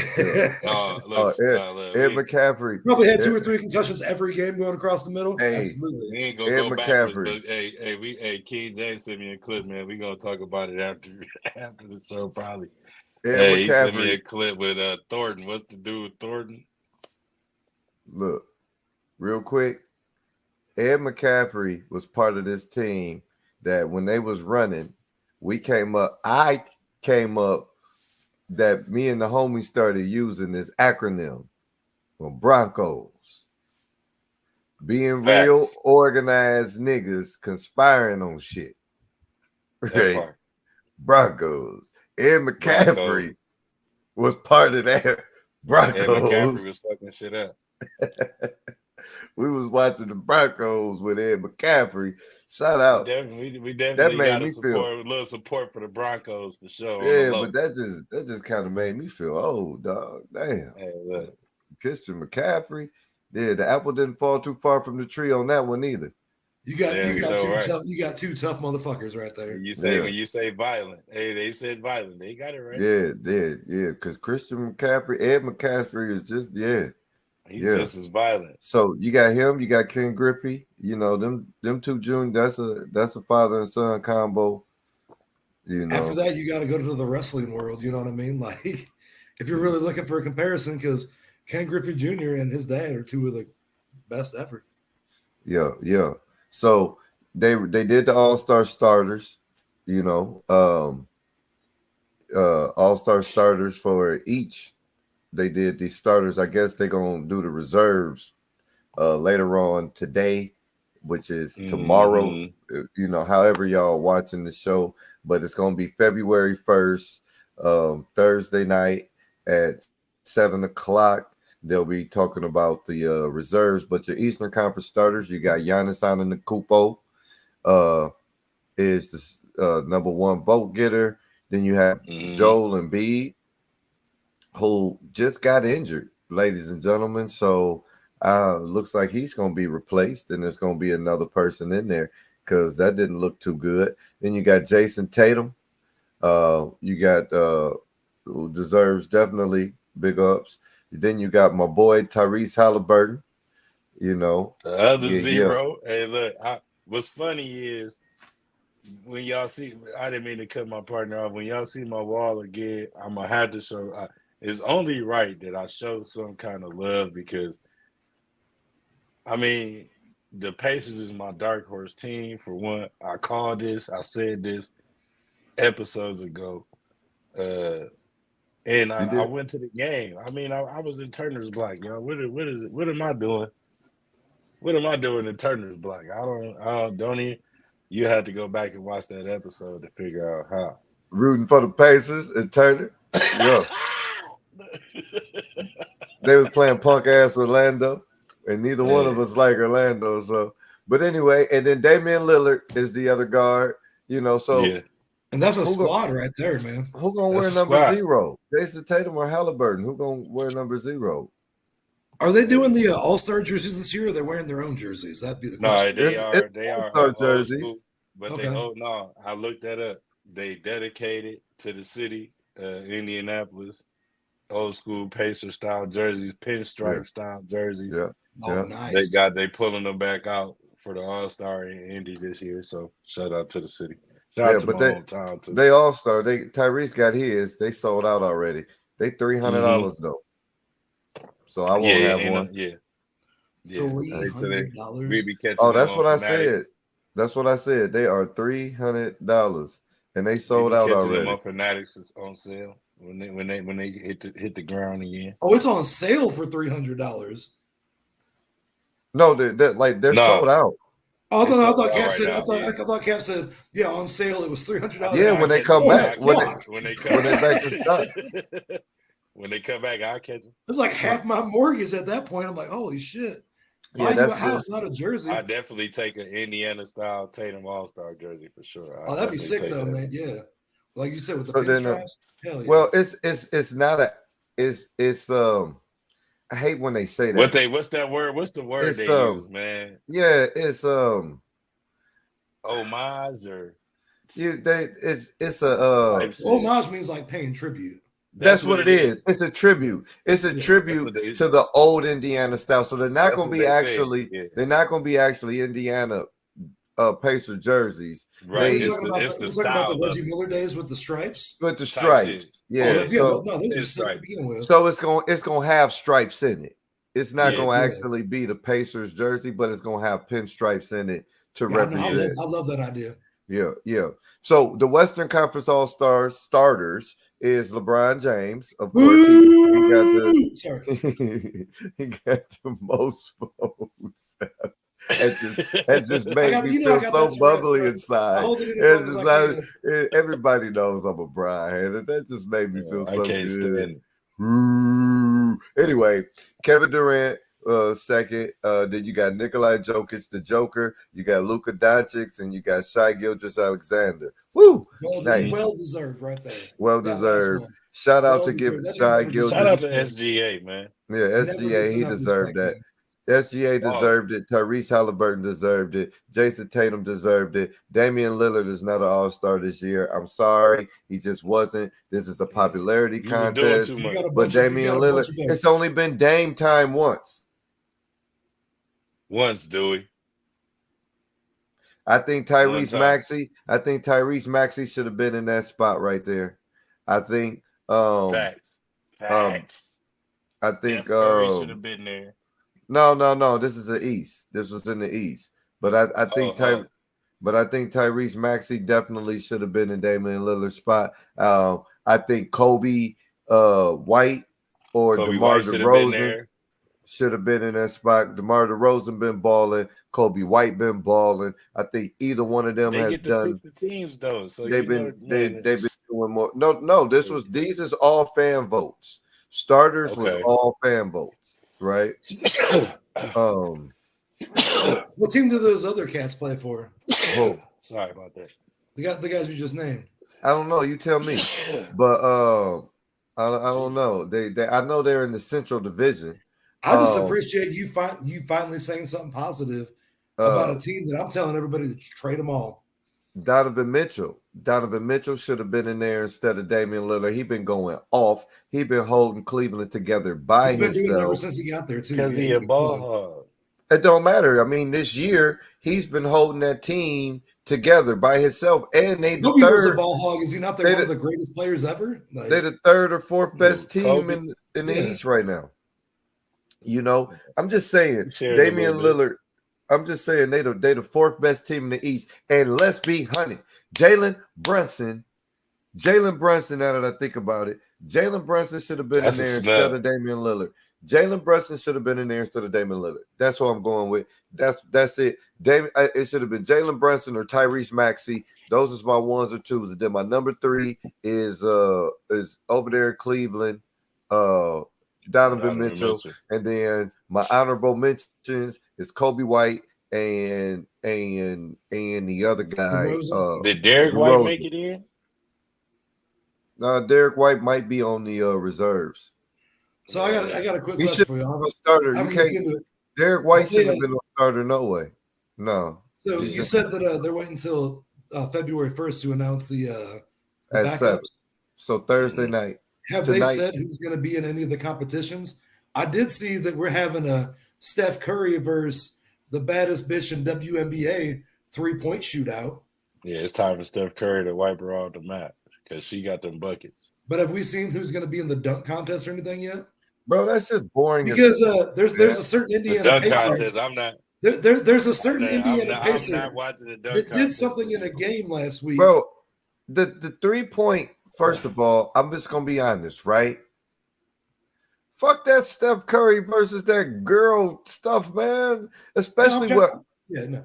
Especially that was my segue into talking about an Indiana Pacer moment that happened She's just this last shooting. week. I just want to say. Is there a certain Indiana Pacer that went between the legs on a fast break? Fred Jones? some kind of dunk? Obi Toppin? Obi Thank you. Toppin? This is what I was getting into. You think No, he did that to was put his good. name out there for like the slam dunk contest? He's Hell hinted no, at it. he already did that. No, he hinted at it. He just right now, if you are, you can't say you are. Okay. Right?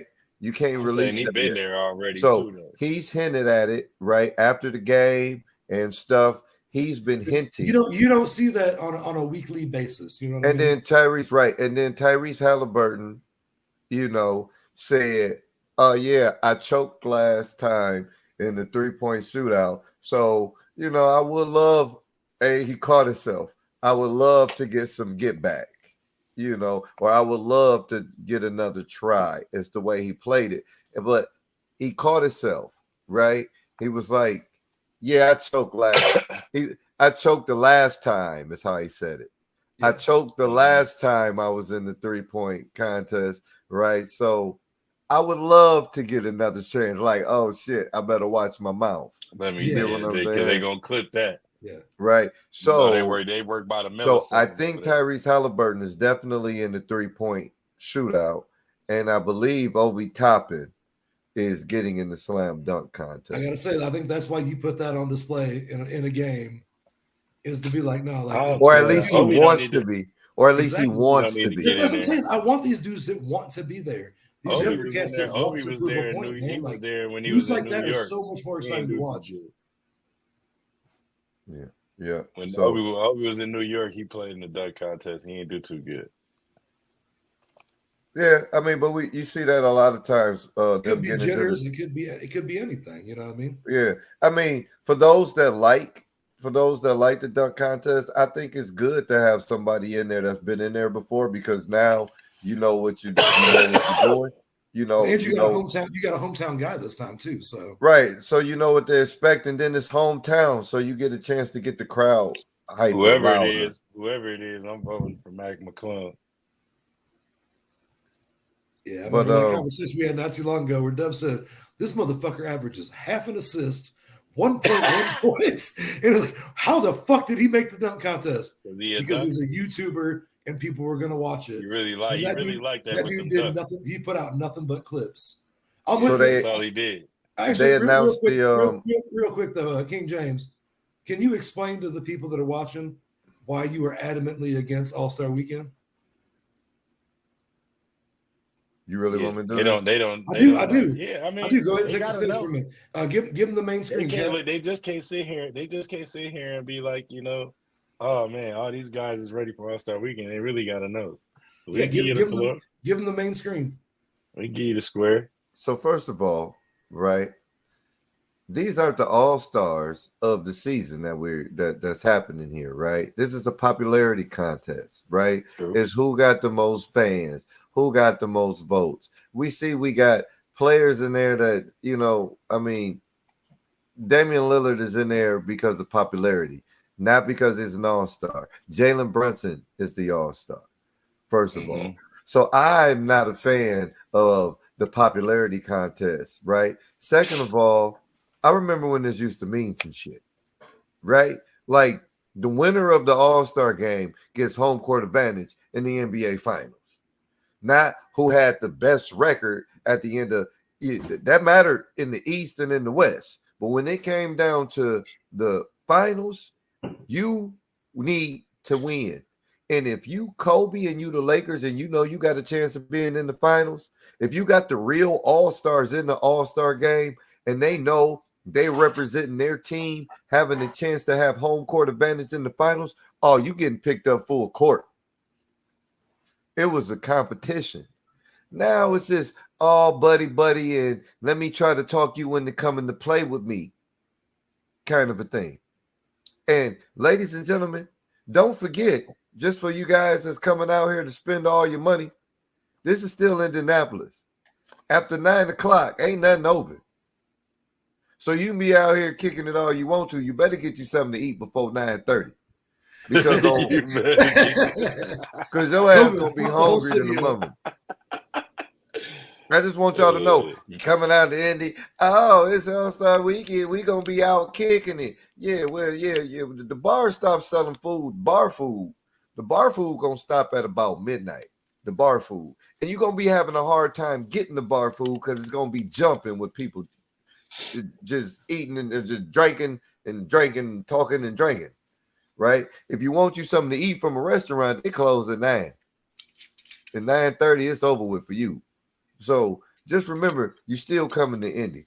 But that's why I don't like the All-Star game. It's because it's all friendly. Let's fuck around. They shooting from half court. It ain't no competition. And then you put like a score limit on it and everything nowadays. And then nobody gives a shit anymore. You know what I mean? Like you're just there for shits and giggles, man. Let's just have fun until the last 3 minutes when it matters, and whoever is up by this much at this points to score. Like I still don't understand whatever they call that, man.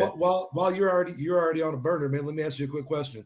Do you like the fact that it's East versus West this year and not LeBron's friends versus Giannis's friends? And I love that part. Were you over that shit as well? It looks like we're moving in the right direction now. Let's getting back to the roots. We're going back in the right direction. Now, like I said, put some money on the line for the winning team, right? Put some money on the line for the winning team and put the home court advantage back to the winning team. Yes. Put the home court advantage for the NBA Finals back to the winning team of the All-Star. You got East versus West again. It's not buddies versus buddies. Let's fucking go, man. I'm with you. And let me tell you something right now, because I was getting on it. I don't really give a damn about Steph Curry and this other lady going at it, right? Like, I don't want to see that shit. That's just some extra shit that y'all got to. They just made it up. What if, and I mean, what if though, next year, Adam Silver, commissioner of the NBA, listen to our show from last week, lowers that rim about 2 feet, and we got equal dunks for equal bucks. Are you watching All-Star Weekend? I still don't want to watch Steph Curry and this chick shoot out each other. First of all, that part. First of all, I had to do a quick callback just to find out. Steph Curry is shooting a men's NBA ball from the men's NBA 3. She's shooting with a woman's WNBA ball from the 3 feet closer up top. From the WNBA 3-point. Go for real. This is the rules. This is it, right? That's the rules. And she's shooting from the woman's the WNBA 3-point line. And but I thought women at the rim height, right? At the women's rim height. Why not shoot from the same line? That's what I'm saying, bro. I don't want to see that. Equal dunks for equal bucks. Yeah, that don't make sense on why they doing that, because why would you even have something like that? And you allowing the girl to shoot on their size, I don't understand. This is something I came up with. But see, like in one of those random ass events they do that like I've never liked since they started at All-Star Weekend. I've never been a fan of like the skills competition. You're like, oh yeah, this guy dribbles, this guy does this. You pass it to so and so. I don't like that either. Throwing WNBA players and something like that. Okay, let's see something. But you're moving the line. Like it's not it's not equal. What are we really proving at this point? It's good that you're potentially gonna get more female viewers. I think Just that's some why they do extra it. shit. Just some extra shit to charge you $230 a ticket to sit up in here and watch some motherfuckers do some old clown ass shit, some old Harlem Globetrotter ass bullshit. this is If something I we want to talked see about the goddamn Harlem Globetrotters, then I go watch the Harlem Globetrotters. I don't want to Ain't see that it? NBA players and that kind of look. First of all, Steven versus Sabrina, right? Why it's got to be S versus S anyway for the starry? Here go another S, 3-point contest, right? You got 4 ball racks with 4 game balls and 1 money ball. And then we got this extra rack that's all money balls. When we start doing this bullshit, this all money ball rack, I don't like that bullshit. I think they started doing that Yeah, a that's couple stupid. years ago where they got the pick where their money ball rack was. That shit's bullshit. And then you get to Bullshit. decide where that rack is. The all money ball rack, you get to decide where that is. Bro, that don't make it no fun for me, bro. I want to see people shooting a straight 3, 1 money ball at the end. I want to see you beat Larry Bird's record where you didn't miss one. I want to see you beat Steph Curry record where you didn't miss one. Reggie Miller when you didn't miss one. I want to see you beat that record, hit that record. That's what we want to see. That one thing I would love to see, I don't like this extras. I ain't with the extras. A couple years back on All-Star Weekend, they did a little shooting contest where it was Dell Curry versus Steph Curry. I don't give a fuck about them niggas either. Yeah, exactly. Man. What I'm saying is if they ever brought back, and they've been talking about it like on like the Dan Patrick Show, for instance, Reggie Miller, it's one of the only shows he ever like actually talks on. If they brought back like an OG 3-point contest, I'll be about that life. I'll be about Reggie Miller, Glenn Rice, people like that are instead of Steph versus Stephanie, instead of Steph versus Stephanie, have whoever's leading the league in 3-pointers at that point in time, crazy. at where the cutoff is, who's ever leading the league in 3-pointers against one of the OGs. Mm-hmm. If we're gonna have to add some extra, so we got a 3-point shootout between who's ever leading the league in 3-pointers at that point in time, right? Versus, you know what I'm saying, like Reggie Miller, get rid of the skills Ray Allen, get rid of the skills competition. Do an OG dunk contest. Do an OG 3-point contest. Now I don't want to see them old ass niggas dunk, but definitely. Oh, I'll guarantee this Carter still got some hop. But definitely get rid of Steph versus Steph and Sabrina and do. That sounds like some technical shit. Yeah, man. So I forgot to mention they got this starry range shot in the Steph versus Sabrina. You got 2 starry ranges and they worth 3 points. Game ball's worth 1 point. Money ball worth 2 points. Now you step back to the whatever Steph Curry got motherfuckers shooting from now, and that's worth 3 points. And Steven will shoot from the NBA line with NBA basketballs, and Sabrina will shoot from the WNBA line with WNBA basketballs. And all the money is going to these charities. And for every regular 3-pointer made, $1,000, $2,000 for every 2 ball made, and for every starry range ball made, $3,000. So we got to sit here and watch these motherfuckers shoot it. Man, I don't want to see that shit. That's crazy. Even though it's for charity, I'm with you. Like that's what are we really doing here? That's the question. What's Fuck really out of going here, on? man. Fuck out of here, dog. You just wasting my motherfucking time and money. All right, so yeah. In the midst of all that, anyway, we escaped this NBA, right? I'm about to take y'all on the journey before we get to the meat and potatoes. You understand? Is this what you were talking about cooking with earlier? Huh? He told Cap earlier something he's about to go assassin mode. I hope you talk about my man Ben Simmons' return to gameplay and injury return list. That nigga was on the gameplay and injury list. Need to see my face. No. Yeah, let him get his Palm Pilot out. He's telling me he's going assassin mode on this. He's been ready for this since the script showed up.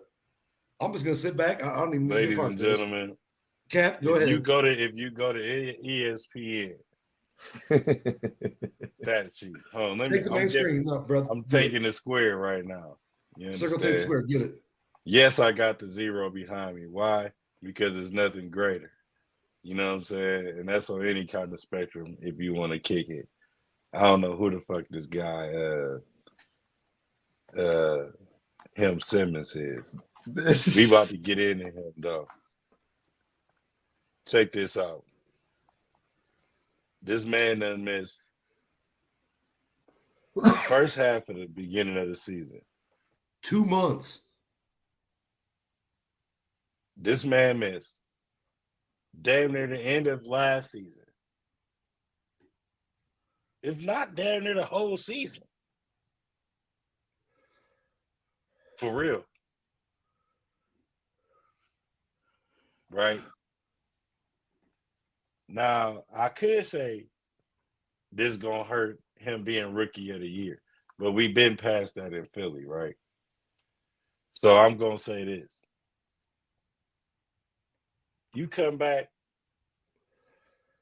at the end of the week when it's time to make sure that you get your paycheck before the next week. And then you all of a sudden the next day your knee messed up. Let's not mention his stats. You got a boo boo. Let's not get to his stats. Let's not get to his stats. And we're gonna start from Philly, and I'm gonna give him some just due.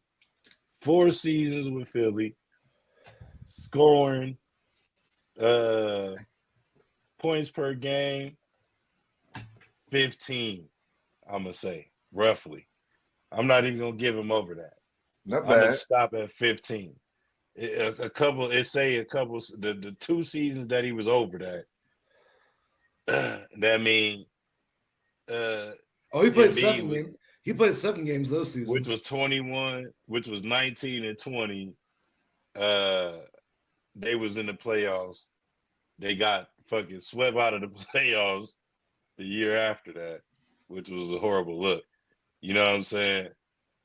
But long story short, them was his best times playing basketball, right? So as I say that, I go over here to Brooklyn, right? This man averaged 6.9.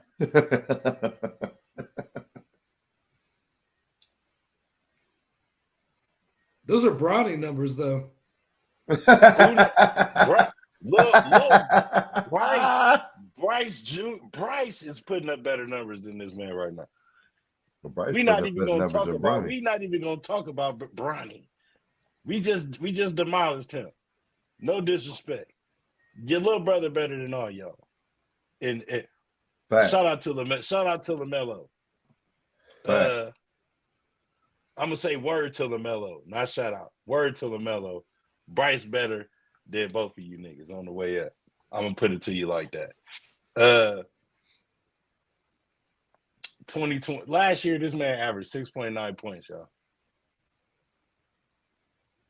This year, this man averaged 7 points, y'all. What kind of increase is that? Then you come out here and you get a damn near triple.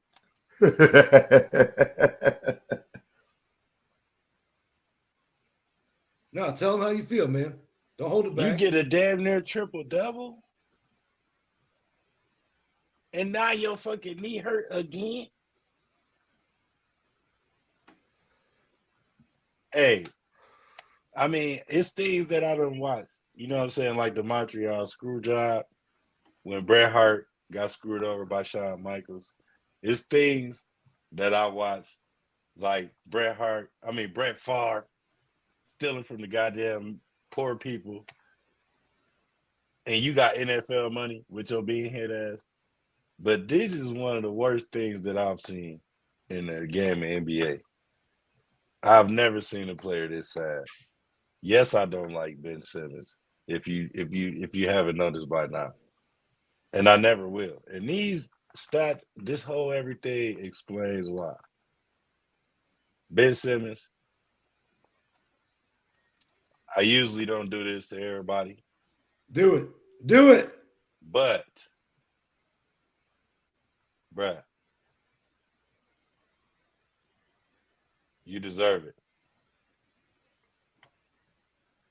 And I don't know no other way to give it to you.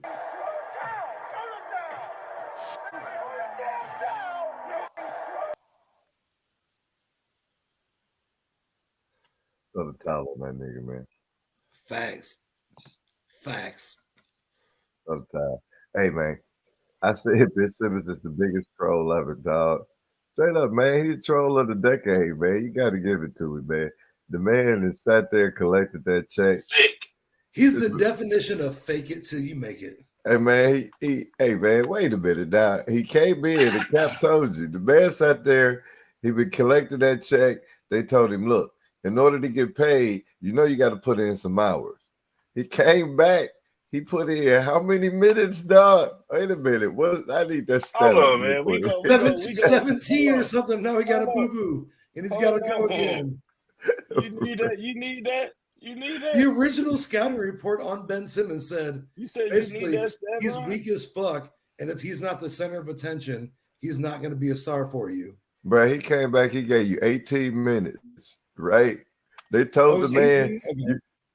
They told the man you got to clock 15 minutes. He came back. He gave you 18. That nigga, he gave you overtime compared to Bro. his They told He him gave needed, you more minutes in one game than he accumulated the last 3 seasons. bro. They told him he needed 15 minutes to collect this check, bro. And now we got an ouch. And the man gave you 18, didn't miss a shot, 5 for 5, 10 points, 11 assists, 1 block, 1 steal, 8 rebounds. In 18 minutes, he gave you 8 rebounds, 10 points, didn't miss a shot, 11 assists, a block, and a steal. Do y'all understand that all them stats right there equal up to what this man got in the last 2 years? He did all of that in 18 minutes and then didn't come to work the next day. He said, "Hey, y'all, I'm PTOing." Hey, He is union as fuck, dude. hey, man, the union sick don't of it. recognize production, dog. The union is here for my safety. I'm sick of him. Hey, bro. He's collecting enough checks. He's paid his dues, and they're like, we gotta protect this dumbass. If it was a vote, if it was some way to vote this man out, I'm doing it. Hey, man. What's that black dude that be going crazy on everybody, Dub? Yes. The Eric dude that be out there in Detroit, be going in on everybody. He got the live voice. I ain't gonna let him talk to me like that. That's me when it come to being in the trial of kicking men. Hey, Bro. Hey, bro, he came in and gave you better numbers than Thanos. Thanos out in the Cupo. He came We're still in. on Thanos. We're still on Bro. Thanos. we still on Thanos? Fuck Thanos. We Fuck still- Thanos better can than- just play every game if you let him in. Ben Hey. Simmons, he came in and gave you better numbers than Thanos in 18 minutes, dog. Biggest troll of the NBA ever, dog. Shout out to Ben Simmons, dog. Throw the towel in on you, but come kick it with me, dog. I got to pick your brain, dog. 'Cause, hey, the man can survive in the NBA. He came in and gave you 10, 11, 8, 1, and 1 Where you gonna survive my man is in a 18 minutes. My man is a glorified backup kicker in the NFL. Bro, He and don't then even said, he that don't part. test the field. He just shows up, collects checks. I think when it's time for him to do something, like, hey, go run sprints. He pulls a hammy. You know, like, my man does nothing but collect paychecks, and Hey, man. it's fucking ridiculous, and it's an absolute joke. But the man what played. you saying, Ben Simmons? You know, honestly, Ben Simmons, I'll tip my hat to you, brother. The man played November 6th. Didn't play again until January And- 29th. Yes. And then he had to sit out the next game. Bruh, I mean, You see, he showed up. He showed up to work and he said, "What's the bare minimum? Hey, help me I can do, understand. bro. I can do Hey. less than that." bro, Cap called me today, bro, and he said Ben Simmons is that dude. You know when you be like, Yeah. Oh, okay. Ben is back. Oh, I see Ben back. Then you come to work the next day. The motherfucker's like, where Ben? Hey, He in the bathroom. He was just here yesterday. hey. Then you got me that come in like, oh, that nigga done called off. Right, he just probably, as you said, and you like, hey, shit, yeah, man, y'all see Ben? Man, he was there putting it in. Doing it, man, it's good. Man, I didn't know he still worked Hey, man, here. Hey, man, that nigga done called off, man. I'm I had some for him, Nah, man. that Y'all nigga. see Ben? Hey, man, he called off. Hey, man, he ain't coming in. He already called off, dog. He already called off. He said he wasn't feeling good, dog. He the nigga that Ben called to do his job. Yeah. You feel me? He was like, hey, dude, I need you to slide for me one time at the gig. Hey, you pick up my shift for me? I'm like, shit, I've been picking up your shift all year, my nigga. Come on. You know I got you. Bro, they're like, hey, Ben, we need you today. And he's like, sorry, pimp, I got the bubble guts. Can't even do it, dog. Hey, King James said he gonna cover me. Let's see it. Nigga, you right. It's my shift. That ain't even your shift, nigga. That's my shift. You let me know, I'll let you know when you can get your shift back. Look, Ben Simmons came back. Podcast, man. Throw the Sports Podcast, man. Y'all know what it is, man. Make sure y'all hit that like, subscribe, comment, man. Y'all know, man. Chopper Style our name. Look, I told him Chopper Style was his new name, dude. Chopper. Hey, man. Called him Chopper. Hey, man. Y'all ready? Speaking of Chopper, you know what I mean? Speaking of choppers. Take us on in. Speaking of choppers, man. Where's the can man, dog? You've mentioned a couple names recently. Who were they? Listen, man. They call me the problem, but you could call me the can man, because anybody can get it. Africans, Americans, Dominicans, Mexicans, anybody can get it. Thank Yes, sir. Come on now. Everybody. Y'all know what that means. Y'all connect. Come on, man. Y'all know what it is. It's time for the boxing segment, big dog. And boy, do we have some goodness for you this time, man. We have PBC, Amazon Prime with their debut fights. And y'all know we big PBC fans this way, man. Not gonna lie, dog. There's some good fighters at Top Rank. But look, finally, Cap. Finally. The gatekeeper. The old gatekeeper, Keith Thurman. Weren't y'all praying he got his ass off the couch? Man, the gatekeeper, Thurman, will be in the ring fighting Tim Tszyu. Out of all people, he had the nerve to go right in. He coming in hot. He coming in hot. He's fighting Tim Tszyu for Tim Tszyu's Australian WBC. Which belt he got? WBO. WBO. He fighting Tim Tszyu for his WBO. Super lightweight. No, it's No, it ain't bantamweight. It gotta be like a super lightweight, bro. Middleweight. No, what's 140? Middleweight, I think. 140 is a super lightweight / junior welterweight. Junior welterweight. There it is. Is that what it is? Yeah, super lightweight / junior welterweight, 140. Yeah, that's what it is. That's what they fighting at? Yeah. Because that's what Thurman is.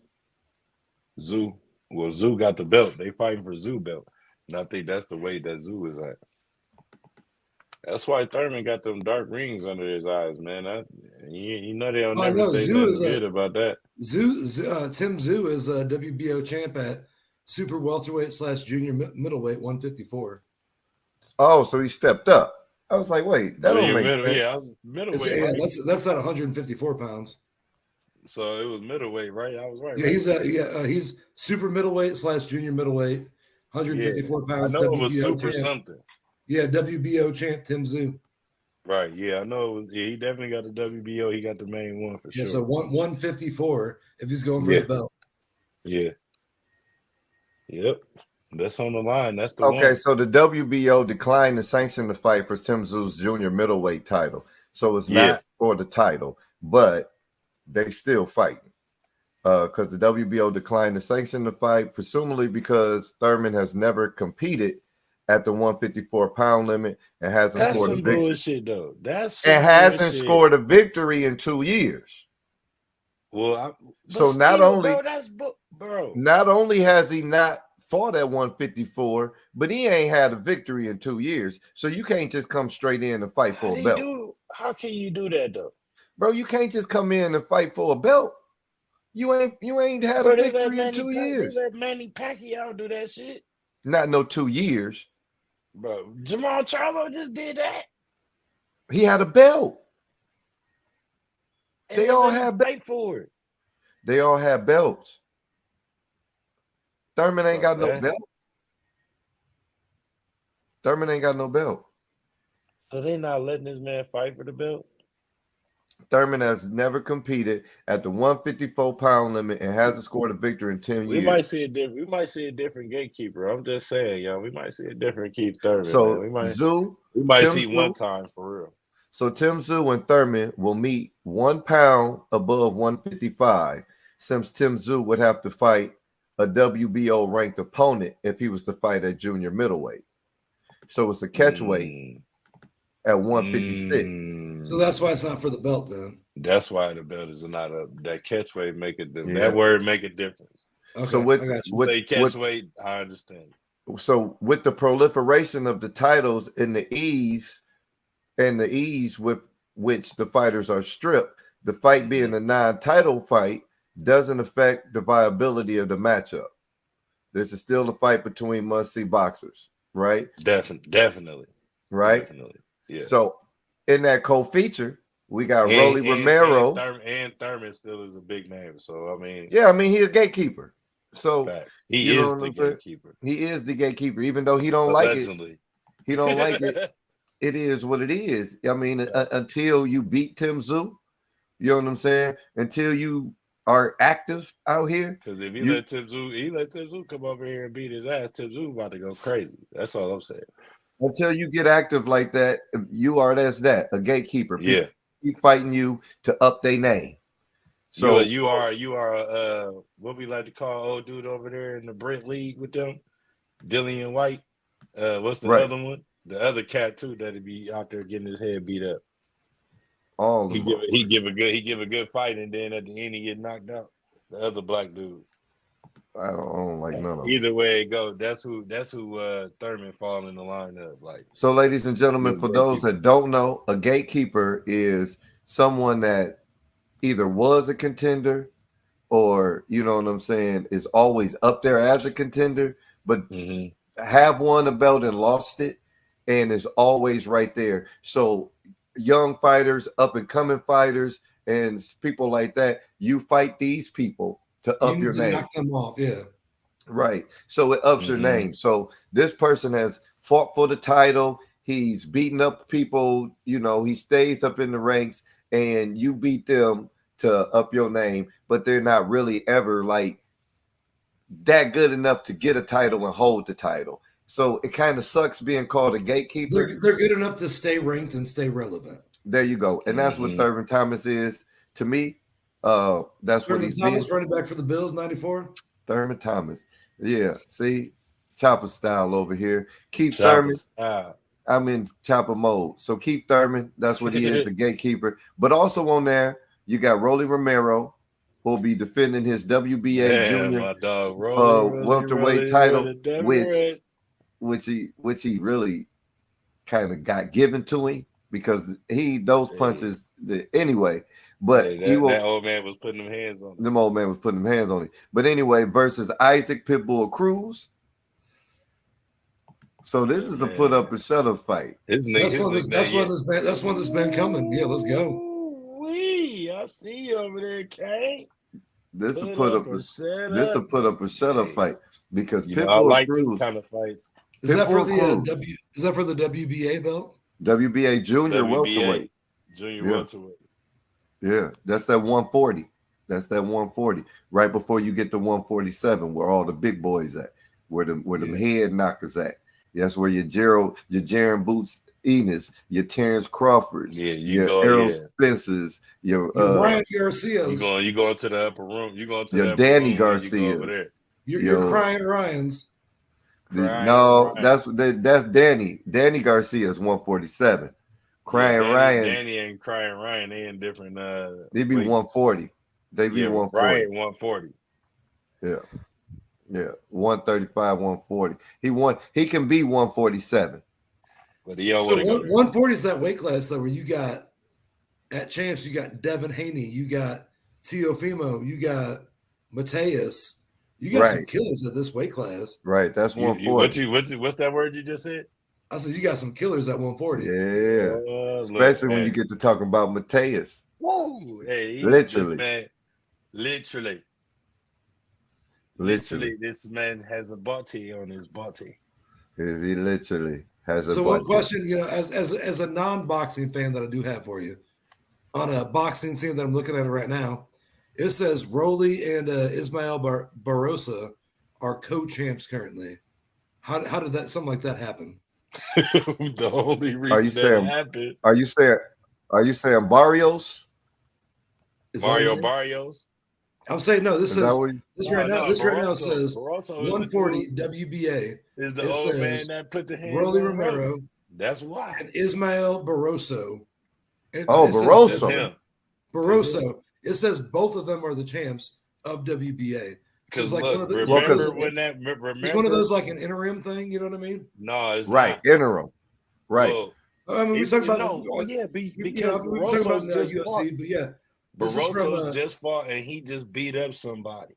Right. Yeah, this is from boxingscene.com is where I'm getting those. Right. So Israel Barroso, right?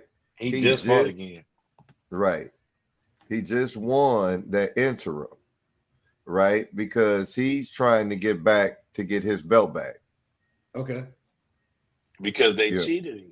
They cheated. Yeah, see, this is all new for me. Dub, this is you with UFC. This is all new for me. So I want to explain to me what's going on here with that.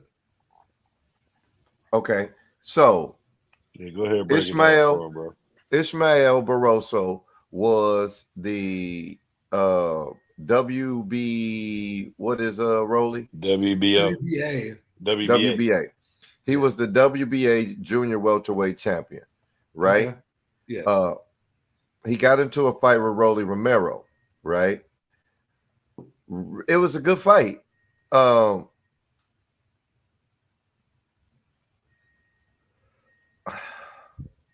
they snubbed that man. So Barroso beat him. Well, he beat him, man. The fight didn't finish. So what happened was, if you go look up the fight, you will see the fight got stopped. It looked like Rolly was dropping bombs on him. Was it like a referee stoppage? Yeah, it was a referee stoppage. Yes. So Rolly had him in the corner, throwing some punches, but they wasn't landing. But the referee said they was landing, and everybody was trying to say Barroso's age because he looks old, but he only 40. I'm 42, right?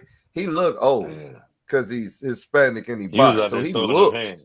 You called out Keith Thurman a couple weeks ago, right? Who did? Who did you call out boxing a couple weeks ago? Who, me? No. We're talking about King James over there. A couple weeks ago, he said he fight somebody coming off the couch. I thought it was Keith Thurman. That's why I brought it up. Yeah, it was Keith Thurman. I'll fight Keith Thurman. Fuck ass. Yeah, hell yeah. I fuck around and get a couple punches off on Keith Thurman. I'm trying to tell you, man. Give me 3 months. Give me 75,000. I need 6. You need 6 months? I need 6. If you gonna say 6, I'm gonna take 4. I'm gonna give take me 6 4 months. I mean, no, dog. I'm gonna give you 4, dog, because you don't smoke cigarettes or nothing like that, dog. You don't take nothing to get your cardio up. Yeah, but I need to be able to hit this nigga though. Like, so I Man, need. all you gotta do is go ahead, drop that dub rub on all the good meats and eats, and go crazy real quick. Get some weight real fast, and I'm telling you. I'm just you, letting them know right now. If I But yeah. lose 90 pounds, it's going down, motherfucker. Just So you look, know. so Rolly, 90 so look, pounds Rolly, it's going down. so look, Rolly lost to Gervonta Tank Davis, right? Yes. Right, and then Tank was like, I don't want these motherfucking belts, no way, right? Fuck these belts, right? Barroso wins the belts, right? Okay. Right, Barroso wins the belts, and he hold on to the belts, right? Like he beating up niggas, right? He get the belts, he beating up niggas, right? He run into Rolly, right? He stepped up because he had the lightweight belts. I think it was super light continental or some shit. Super light, right? super cruiserweight or something crazy. Right. Super lightweight, junior welterweight is 140. So he jumped up. So he was super lightweight. He jumped. He jumps up and he goes for the vacant belt. So it was him. Now remember, he hot. He had just came off of like 4 wins in a row, right? And he goes to fight Rolly Romero because Rolly wanted a belt, right? Being with top rank, with Money Mayweather and PBC, right? You need a belt. You lost the Tank. You need to fight and get you a belt so we can make money off you. Because if we can't make money off you, you ain't no good, right?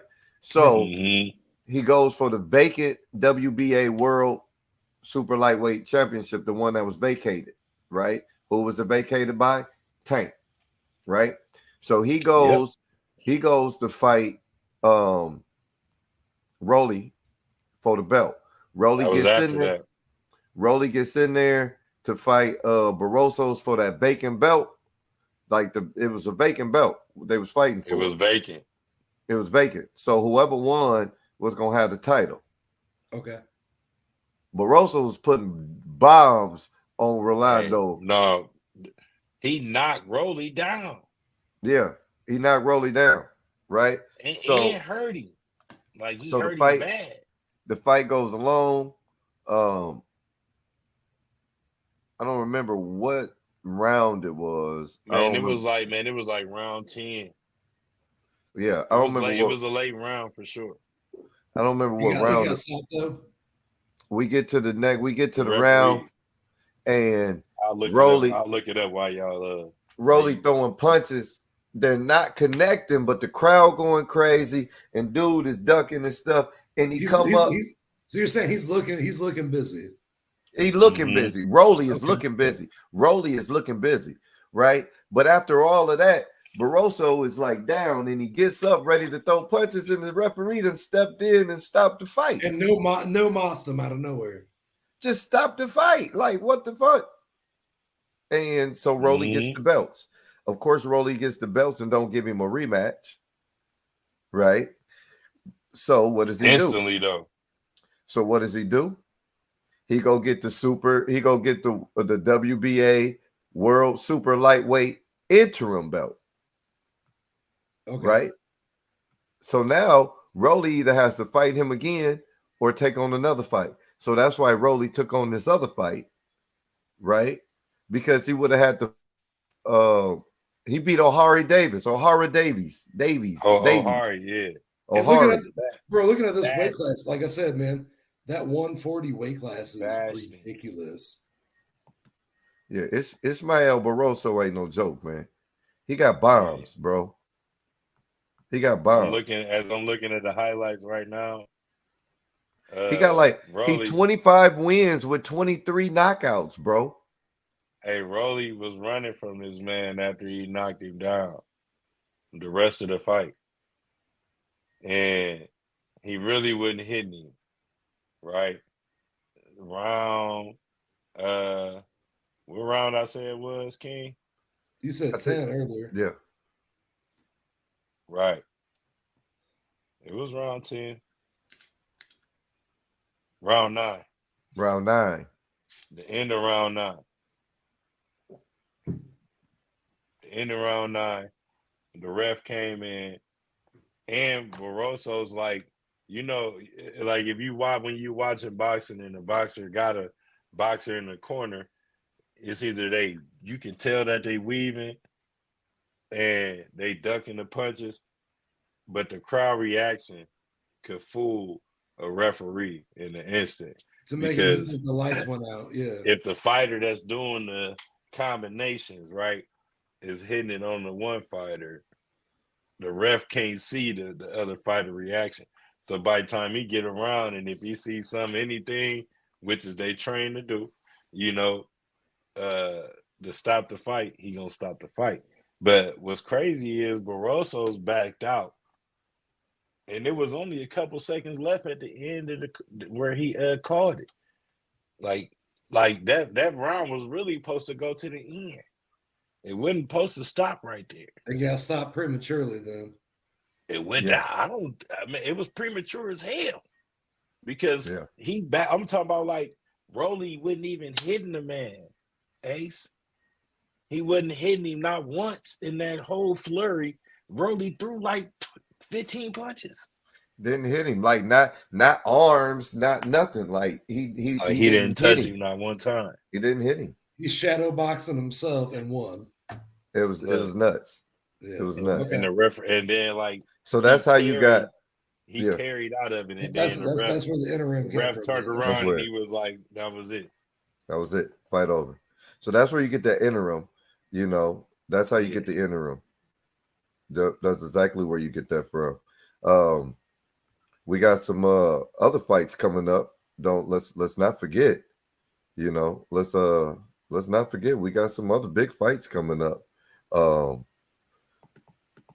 If you want to go overseas, got Conor Benn and Peter Dobson. You know, them Cap boys over there. You know, them Cap boys over there. Hey, I'm actually excited to see that fight, man. You know I am. I mean, I'm gonna watch it. I ain't say I'm excited, but I'm gonna watch it. I'm excited to see it. Two sons going at each other. I like that. I like that. Well, Peter Dobson. My daddy whoop your daddy ass. Look, my daddy whoop your daddy ass. Peter Dobson. I don't remember Peter Dobson, Dad. I don't remember Peter Dobson. Show up at the flagpole at 4 p.m. We'll see.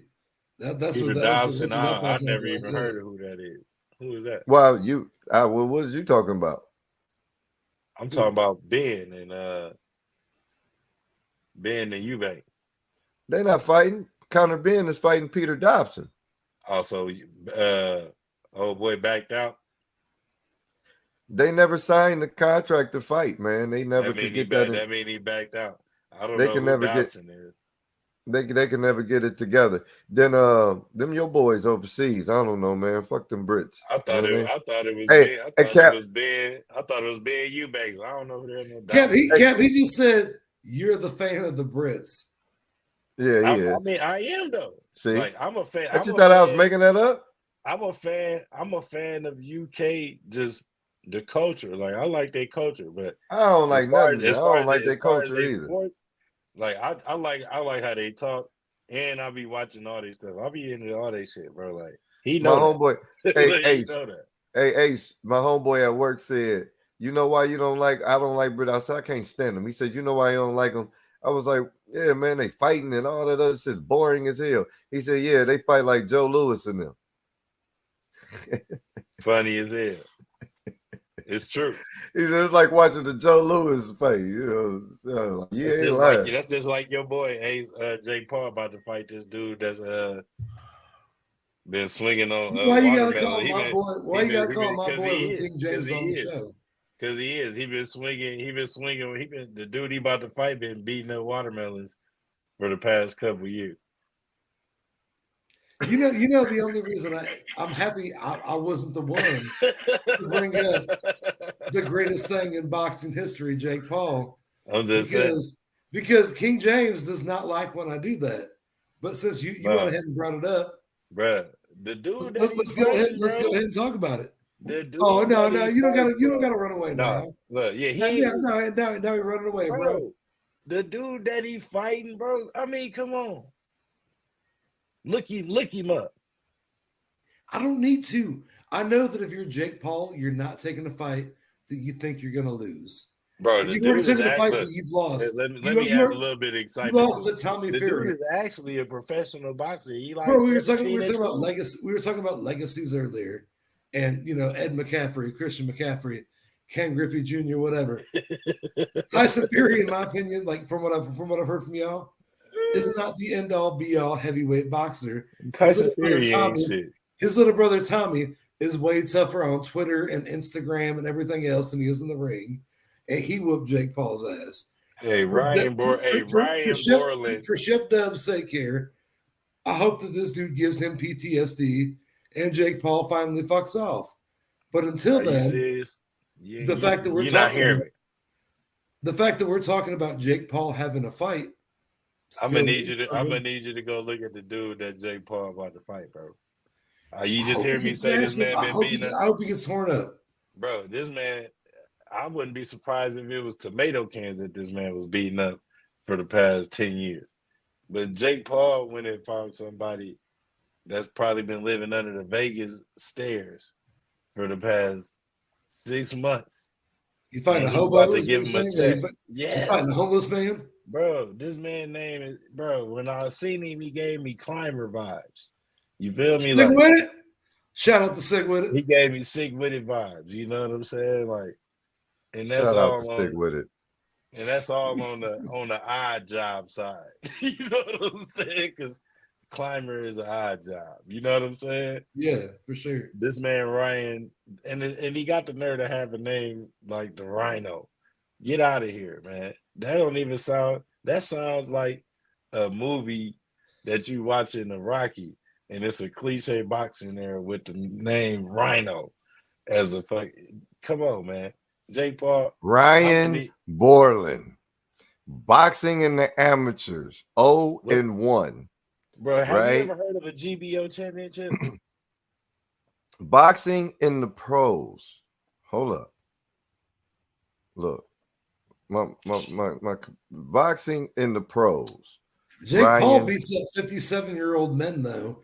And dudes Ryan Borland is 17. Ryan Borland is 17-2 with 6 knockouts, and he been knocked out once. Right? Let me tell you who he's fought.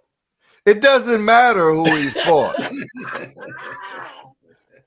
Man, tell him again, man. Jeez, what in the hell? I'll tell you what. I didn't even want to talk about this. I saw this in the script. I knew that James would be super excited for this entire segment. No, but when it comes down to it, guess what? People are watching boxing because of this fucking goon, Jake Paul. Oh no, I ain't finna put that on him. I ain't putting boxing. I ain't putting boxing on his shoulders. The Zone is getting members because of this fucking clown. I'm not saying that Jake Paul is the best thing for boxing. I would never. I've never once said, other than just to fuck with James, that Jake Paul is a real boxer. Don't disrespect my man Take like that. But guess what Jake Paul is doing? He's bringing more eyes to it. Like man, his brother Logan, hell he ain't. His brother Logan Paul. Bro, have you seen his numbers? Did you see their numbers? Trash. Boo boo. You know what his pay-per-view numbers is? They canceled an entire fight because they said, "Oh yeah, we couldn't make weight or somebody got hurt." No, it was because the week after WrestleMania went to the Garden and they put your brother Logan Paul on the WrestleMania banner. There was having a match or whatever, and nobody bought tickets to your shit. Nothing. Them numbers is doing nothing. So don't tell me people is watching boxing. I've told you before. Don't tell me people is watching boxing so we can watch Jake. So we can watch Jake Paul fight. Who? What's dude's name? Doesn't matter what his name is. It doesn't matter what his name is. No, my point is here. Like somebody like me. Who is that guy? I don't pay for boxing. Ryan Borland. I don't pay for boxing pay-per-views personally, but I'm able to stream them if I want to, right? Like, man, that dude out here fighting. There's not an event nowadays if you want access to Danny Helen. You can't stream live. So I will gladly watch Jake Paul fight. But why is this dude giving me Ryan Clyber vibes? He's fucking retarded and can never talk again. But I will watch that fight hoping that he gets his ass whooped that fucking Bruh, bad. he got he got Ryan Clymer written all Dude, over. he him, looked I'm like telling you. Sick wait with a it. minute. Wait a minute. He looked like Sick Ryan with it. Clymer. Ice He looked Baby. like Ryan Clymer if Ryan Clymer was a serial killer. Was a boxer, dog. Yeah, if Ryan Clymer was really killing shit, it'd be Ryan Borland. If he was a serial killer, hold up. Ain't let me that see. crazy? I can't wait to tag Ain't Sick that with it in crazy? this, man. Ryan Clymer, Ryan Borland. See how them things just, you know what I'm saying? He got the perfect name for the perfect ego. You know what I'm saying? My computer won't let me do it. I was trying to screen share this Ryan Clymer picture. You can't hold Sick with it down like that. I'm telling you right now, like I'm gonna send him. But look, Sick with it way cooler. I'm gonna send way Sick cooler with it than this episode. guy. I guarantee Way you- cooler than this guy. I guarantee you, Sick with it will not watch this episode just because he's like, "Oh, y'all were talking about me." I'm like, Oh no, he gonna watch we're it giving you because respect. Like, because he now might- that y'all, if you didn't know, now you gonna know that we are on Anchor / Spotify for podcasters, and you gonna catch this episode, and you can catch the last episode we did, the interview with Matt Creedon.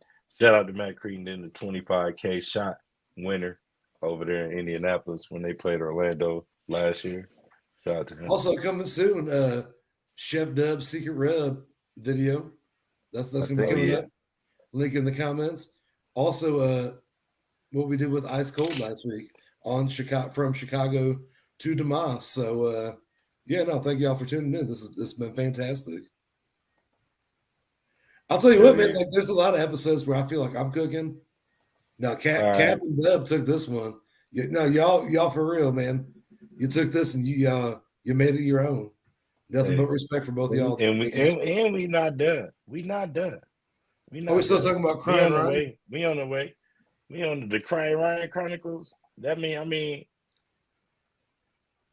he don't never stop crying. I mean, you never know. You never know when he really gonna cry for real. He always look like he about to cry at certain times, and then he don't. You know.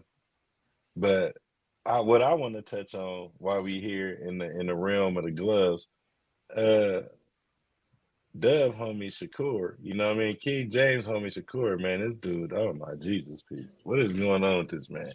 He don't know if he don't give up. He don't know if he want to retire. Hold on, wait a minute. I think we got some incoming.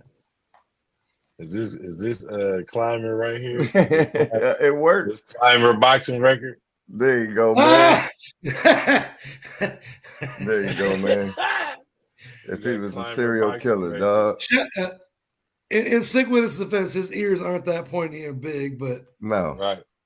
That's just if he was a serial killer. That's what he looked like.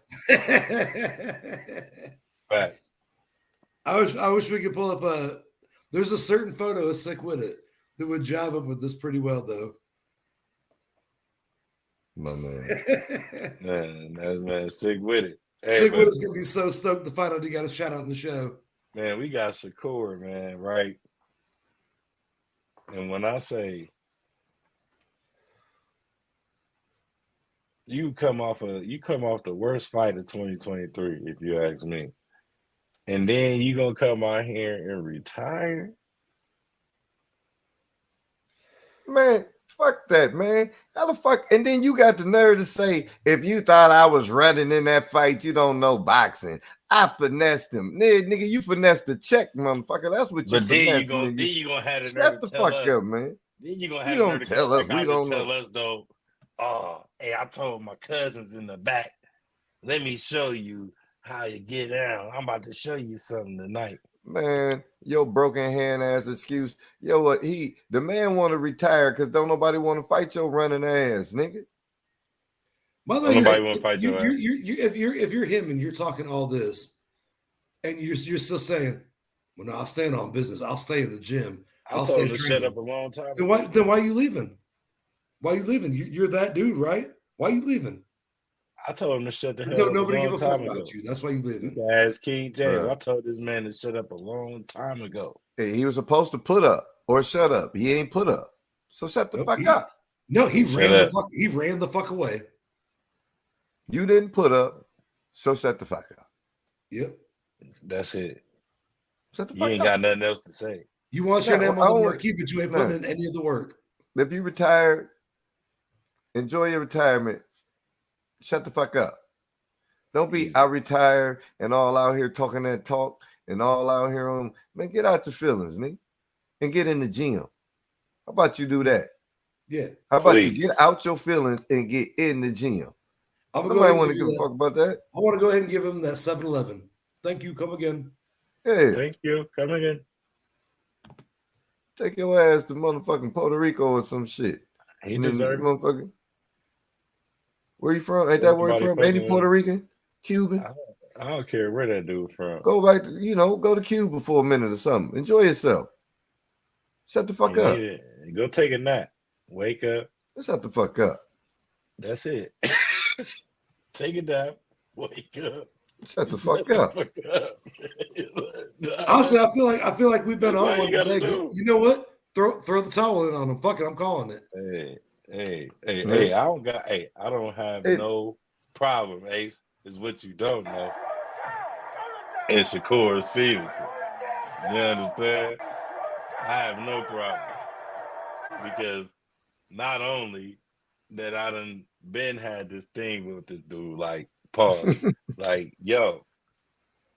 And this was like King James was like batting for this man for a while. You know? He like, hey, dog, Shakur Stevenson, dog. Shakur Stevenson, dog. He like, hey, Shakur Stevenson, dog. I said, hey, Shakur Stevenson, dog. Shakur Stevenson, dog. Shakur Stevenson, dog. And he got the fight, and I was like, Shakur Stevenson, dog. And he was like, Shakur Stevenson, dog. Shakur Stevenson, dog. You know what I'm saying? You just retired at 27 years old because you can't fucking make it and you ain't Tank. You can't That's what you're shut. saying. That's what you're saying. You can't wake up, train. You are 10 years younger than me. Motherfucker, you got your whole life ahead of you. And you just said, nah, I guess I made it as far as I'm going to make it and gave the fuck up. That's why we threw the towel in on your A ass. wise man named Blackie once told somebody to say to somebody, the law is going to hold you accountable for everything that you're about to say. So if you're getting pulled over in the car, shut the fuck up.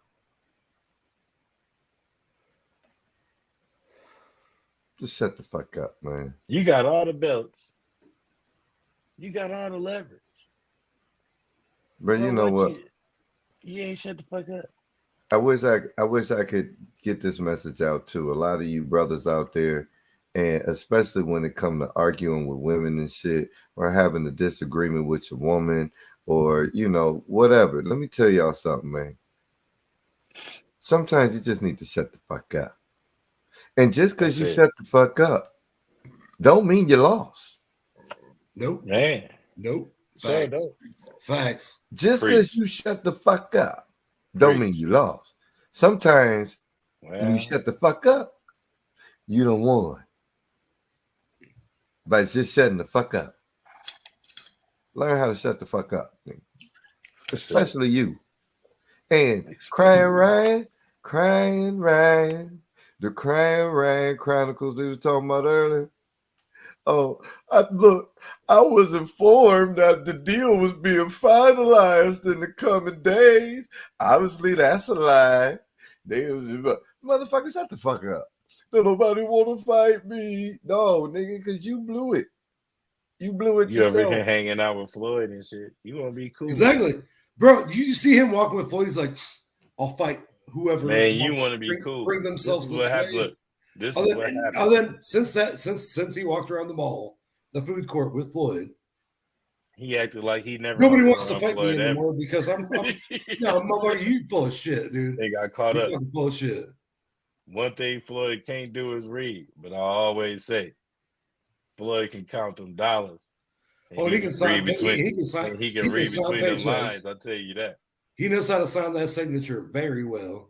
And Floyd know how to get to it. That's one thing. Floyd know how to talk that talk. He might not be able to read them lines, but he gonna talk that talk. I'm Yo, gonna say that. yo. Shout out to Rolly for going back and getting that bag. He said Shout Al out to Heyman Rolly gave for him a getting better that deal. bag. He said Al Heyman gave him a better deal. What So he told obviously, King, what he told him, he said, "What? What's better? 300,000 users or 200 2 million?" million. No, yeah, man. Shit. I would fight on boxing Amazon. Amazon, I'm doing anything that's got Amazon name in it. I'm gone. I'm I'm going. gone.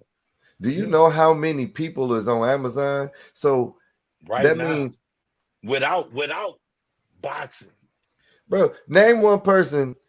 All of y'all, do me a favor. In the comments, go to our YouTube page, go Please. over and let me know if you've never bought anything off Amazon. Don't worry. I bet Ace Shelf right now came from Amazon. Oh, that is I'm just big. gonna go ahead and throw this out there. Amazon Prime, just in the United States, has over 200 million Prime members. So once again, In one country, 200 million accounts. Wait a minute. You just pulled up that number? I did. So you Google's a motherfucker. So you mean to tell me my man Rolly been spitting real numbers? 200 Rolly ain't million. playing. Amazon Y'all keep thinking Rolly bullshit if you want to. What do Rolly you think? just told y'all. He just told y'all. He telling streaming services He moving forward just is where told it's at. y'all. Ace just showed y'all. Streaming services, any sport. That's where it's all going. I just on the last episode of from Chicago to Demise, I just had a conversation with Ice Cold about WWE going to Netflix in 2025. I'm telling you right now, if you don't already subscribe to streaming services, you're missing out. And You're gonna be missing everything, bro. And like, all right, hold on. Let me pull up these You're gonna notes. miss everything. You know I'm Mr. Stats over here, right? You're gonna miss it So all. let me go ahead and give you something. Netflix, for instance, has 247.15 million subscribers worldwide, right? You're talking about companies in like the United States that still have regular cable services. In nowadays, it's 46% as like the last survey. In 2017, it was 73%.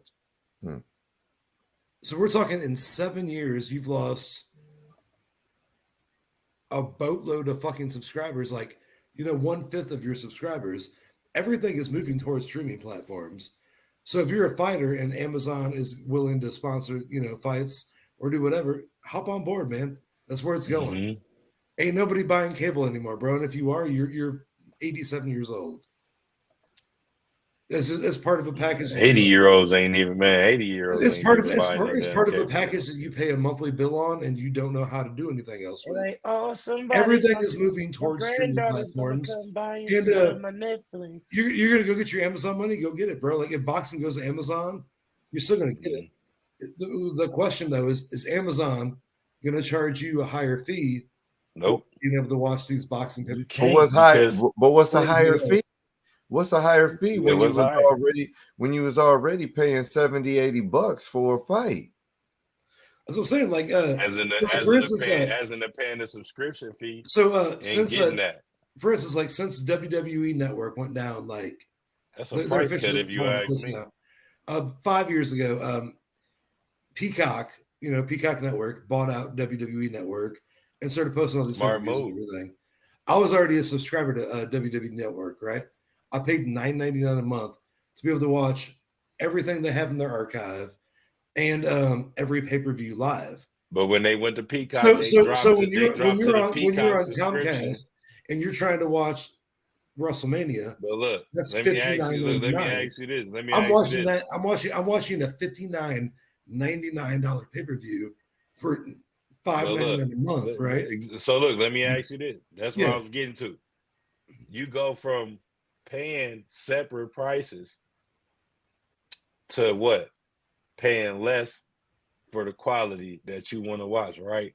And this is where the iconism thought comes in, less for more, right? Amazon Prime. Why not capitalize on people? You already got Thursday Night Football too, right? Not even that. Right. Not even. Exactly. But it's like you can cancel out football. You understand? You can cancel out football, and the Amazon is still gonna provide you with 200 million subscribers. Exactly. Without sports, For sure. right? So my main look, point when here, though, you switch if over, boxing's going that way, and I don't have to, I'm already an Amazon Prime member. I don't have to pay anything So look, extra. okay, Fuck yeah, I so want to look, watch more boxing because it's part of a subscription. Exactly. Absolutely. And not even that, but check this. You don't even that's need that's how you grow the game. you know what don't I mean? even need all 200 million subscribers though. nope. No, exactly. All you need is You need less than a quarter of that, and you're still getting the same views as you did on a pay-per-view. Bro, on top of that, you getting Showtime. they're right? done. They're done. But I'm saying this is what we getting when we watching PBC now. Everything, On everything's Amazon moving, Prime. in my opinion, everything's moving towards a streaming platform. We getting It all all the comes down Showtime to fighters. if the sports you watch that are going to be on streaming platforms Well, they're not getting all the Showtime PBC. fighters. They are PBC going to fighters. charge you a premium for watching that content or They're- not. The That's only what that all comes down to. real quick, the only Showtime fighter they had was Boots Ennis, and his contract made him a free agent. Everybody else was signed to PBC. PBC was who had to deal with Showtime. Showtime only had Boots Ennis on And contract. Showtime is now on Paramount Network, just for instance, like streaming wise. But that's for the TV shit. Yeah. So Boots Ennis contract is he's free agent basically. So I mean he'll probably sign with PBC, but he's basically just getting paid. They still have to finish paying him. Showtime has to pay him for one more fight. So he's basically that's like my main point about this whole thing is that with the Amazon deal and everything else, it all depends on how the distributor of that, like I said about the WWE thing, is Amazon going to charge you for pay-per-views? Because like nowadays, I believe so. Cable is almost obsolete. But if you want to watch a UFC pay-per-view, you have to watch it like on ESPN Plus. But that's only a couple more dollars though to get ESPN Plus. But I think they're still going to charge you pay-per-view. It's still $79.99. They still gonna do that. If it moves to a streaming platform, they're still gonna do that. Are you gonna beg us or you out can or you can just go to Tang. You're gonna exactly. You gotta what I'm talking about. Are you gonna bang us out on an $89 pay-per-view, or are you just gonna let us watch it and like up a subscription fee, or like make us add something else? I think that's extremely entertaining, like to see where all these deals are gonna go. They gonna still charge you pay-per-view. It's still gonna be pay-per-view. That's not going nowhere. I don't give a damn what platform it is, because you think there's still be a premium. I'm telling you there is, because that is how boxing makes its money.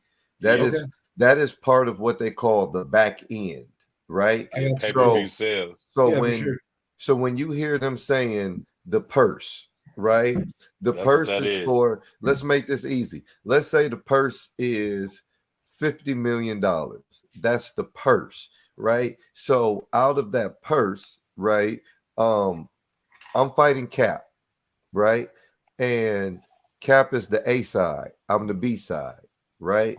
So I mean, honestly, he got a reach advantage and a length advantage, but you're scrappy as a motherfucker. So right. So he's the A side. I'm the B side. That means he's the champ, right? He's the name. He's the seller, right? Yeah. So out of that 50 million, right? Let's say he's doing 80, giving me 20, right? So he'll get 80 of that 50. I'll get 20, right? Now for me, I want to take the deal because I feel like I can beat him. That's a good That's a good $15 million in my pocket I wouldn't have had before. You get what I'm saying? And, you know, or $10 million I wouldn't have had before. And I get 50% on the back end, right? So that means I get 50% of the ticket sales. I get 50% of the pay-per-view sales. You get what I'm saying? I get that 50%, right? Now, that makes me want to promote this fight, right? So now I'm out here, you know what I'm saying? You know, Cap the Great ain't shit. This nigga ain't been shit. You go look at his record. Shit now. He ain't fought nobody but this, and this, and this. And matter of fact, so one of us has to become the villain. It becomes entertainment, right? Right. And I want this entertainment, and we want this entertainment factor. Why? Because I'm making my money on the back end. I need to sell pay-per-views. I need to sell tickets. Merch. Because I'm only getting 20% of the purse. But see, like, so that's how boxing works. My main point here, though, is like it'll be interesting when it goes to a streaming service to see how this works. Because, like I said, when WWE Network used to be like $12.99 a month before it switched to Peacock. Peacock, I got to save $7 a month. You know what I mean? But I still got to watch all these pay-per-views live. No, it's gonna be like it's gonna be like. It's gonna be like when you had regular WWE pay-per-view back in the day used to be like $50, right? So like I'm gonna send you the link so that way you can understand, so that way you can read it. So like you have Amazon Prime. So instead of paying $70, you'll probably pay $50 for the fight. You get what I'm saying? Yeah, but see, like my thing is like when it came to like wrestling pay-per-views, for instance, on a streaming network, you paid a monthly subscription and that pay-per-view was included. That's not how this is going to work. I'm telling you, I've read the article. No, that's what I'm saying. Like that's how UFC is. Yeah. That's how UFC is with their pay-per-views. On fellas, we can keep going on ESPN. We can keep going in the green room, but I want everybody to know that we are on the 3-hour mark. One of the longest. When I say the longest, one of the longest shows that 3Ts as a new team of 3 people done put down in a long time. That was 57 minutes on 2 NFL games. I'm a hand clapper. Clapping this right now. I'm hand clapping this right now because it's only like that when the content is great, and when I say everything from the script all the way to us putting our inputs in and everything was on key. Yo, we've been a great show, fellas. We didn't even get a chance to talk about that bullshit Anthony Joshua and Ngannou. Yeah, which we're not going to talk about. February 8th, Teofimo Lopez, Jermaine Ortiz. That'll be a nice one to look at. Jermaine Ortiz might be able to make it to the 6th round, 7th round, but you know, that's another one with Teofimo looked fired up his last fight, bro. Yep. Yo, USC business before we get up out of here, man. Go ahead. I got to watch that Strickland and the other dude. You know, Plessis. Yeah. Plessis. Yeah. Hey, look, we ain't gonna say. We're gonna leave that in the text. The South African, the SA. The South African. King James called this, man. I ain't gonna tell y'all what he called him, but yeah. Hey, man, you know what you got to get on there, man. On the board, you got to get chopper style, chop style. That's next. That's next. What did he call him? Did he call him Dick Plus? Oh, we gonna leave that. Yeah. We gonna leave that in the chat. We gonna leave that in the chat. You know, we gonna leave that. Yeah, right there. Let's just go ahead and leave this one where it is, and we can get it on that one next time. How about that? We can jump it off with that. It's always a pleasure, gentlemen. Come on, Don. When Pippin come together, y'all know what it is. Yeah. Y'all know what it is, man. Throw the Towel Sports Podcast.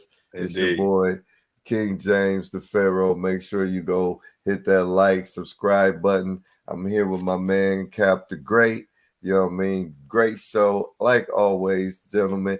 And Sean Ace O'Neal, And H2. if y'all the didn't man see it with- earlier, we had a little promo video for TreehouseSeasoning.com Chef Dub Secret Rub, available in original, mild, medium, and my favorite, XL Heat, up your beef game. VL Heat. VL Heat, up your beef game. That's all I'm saying. Woo. That's it.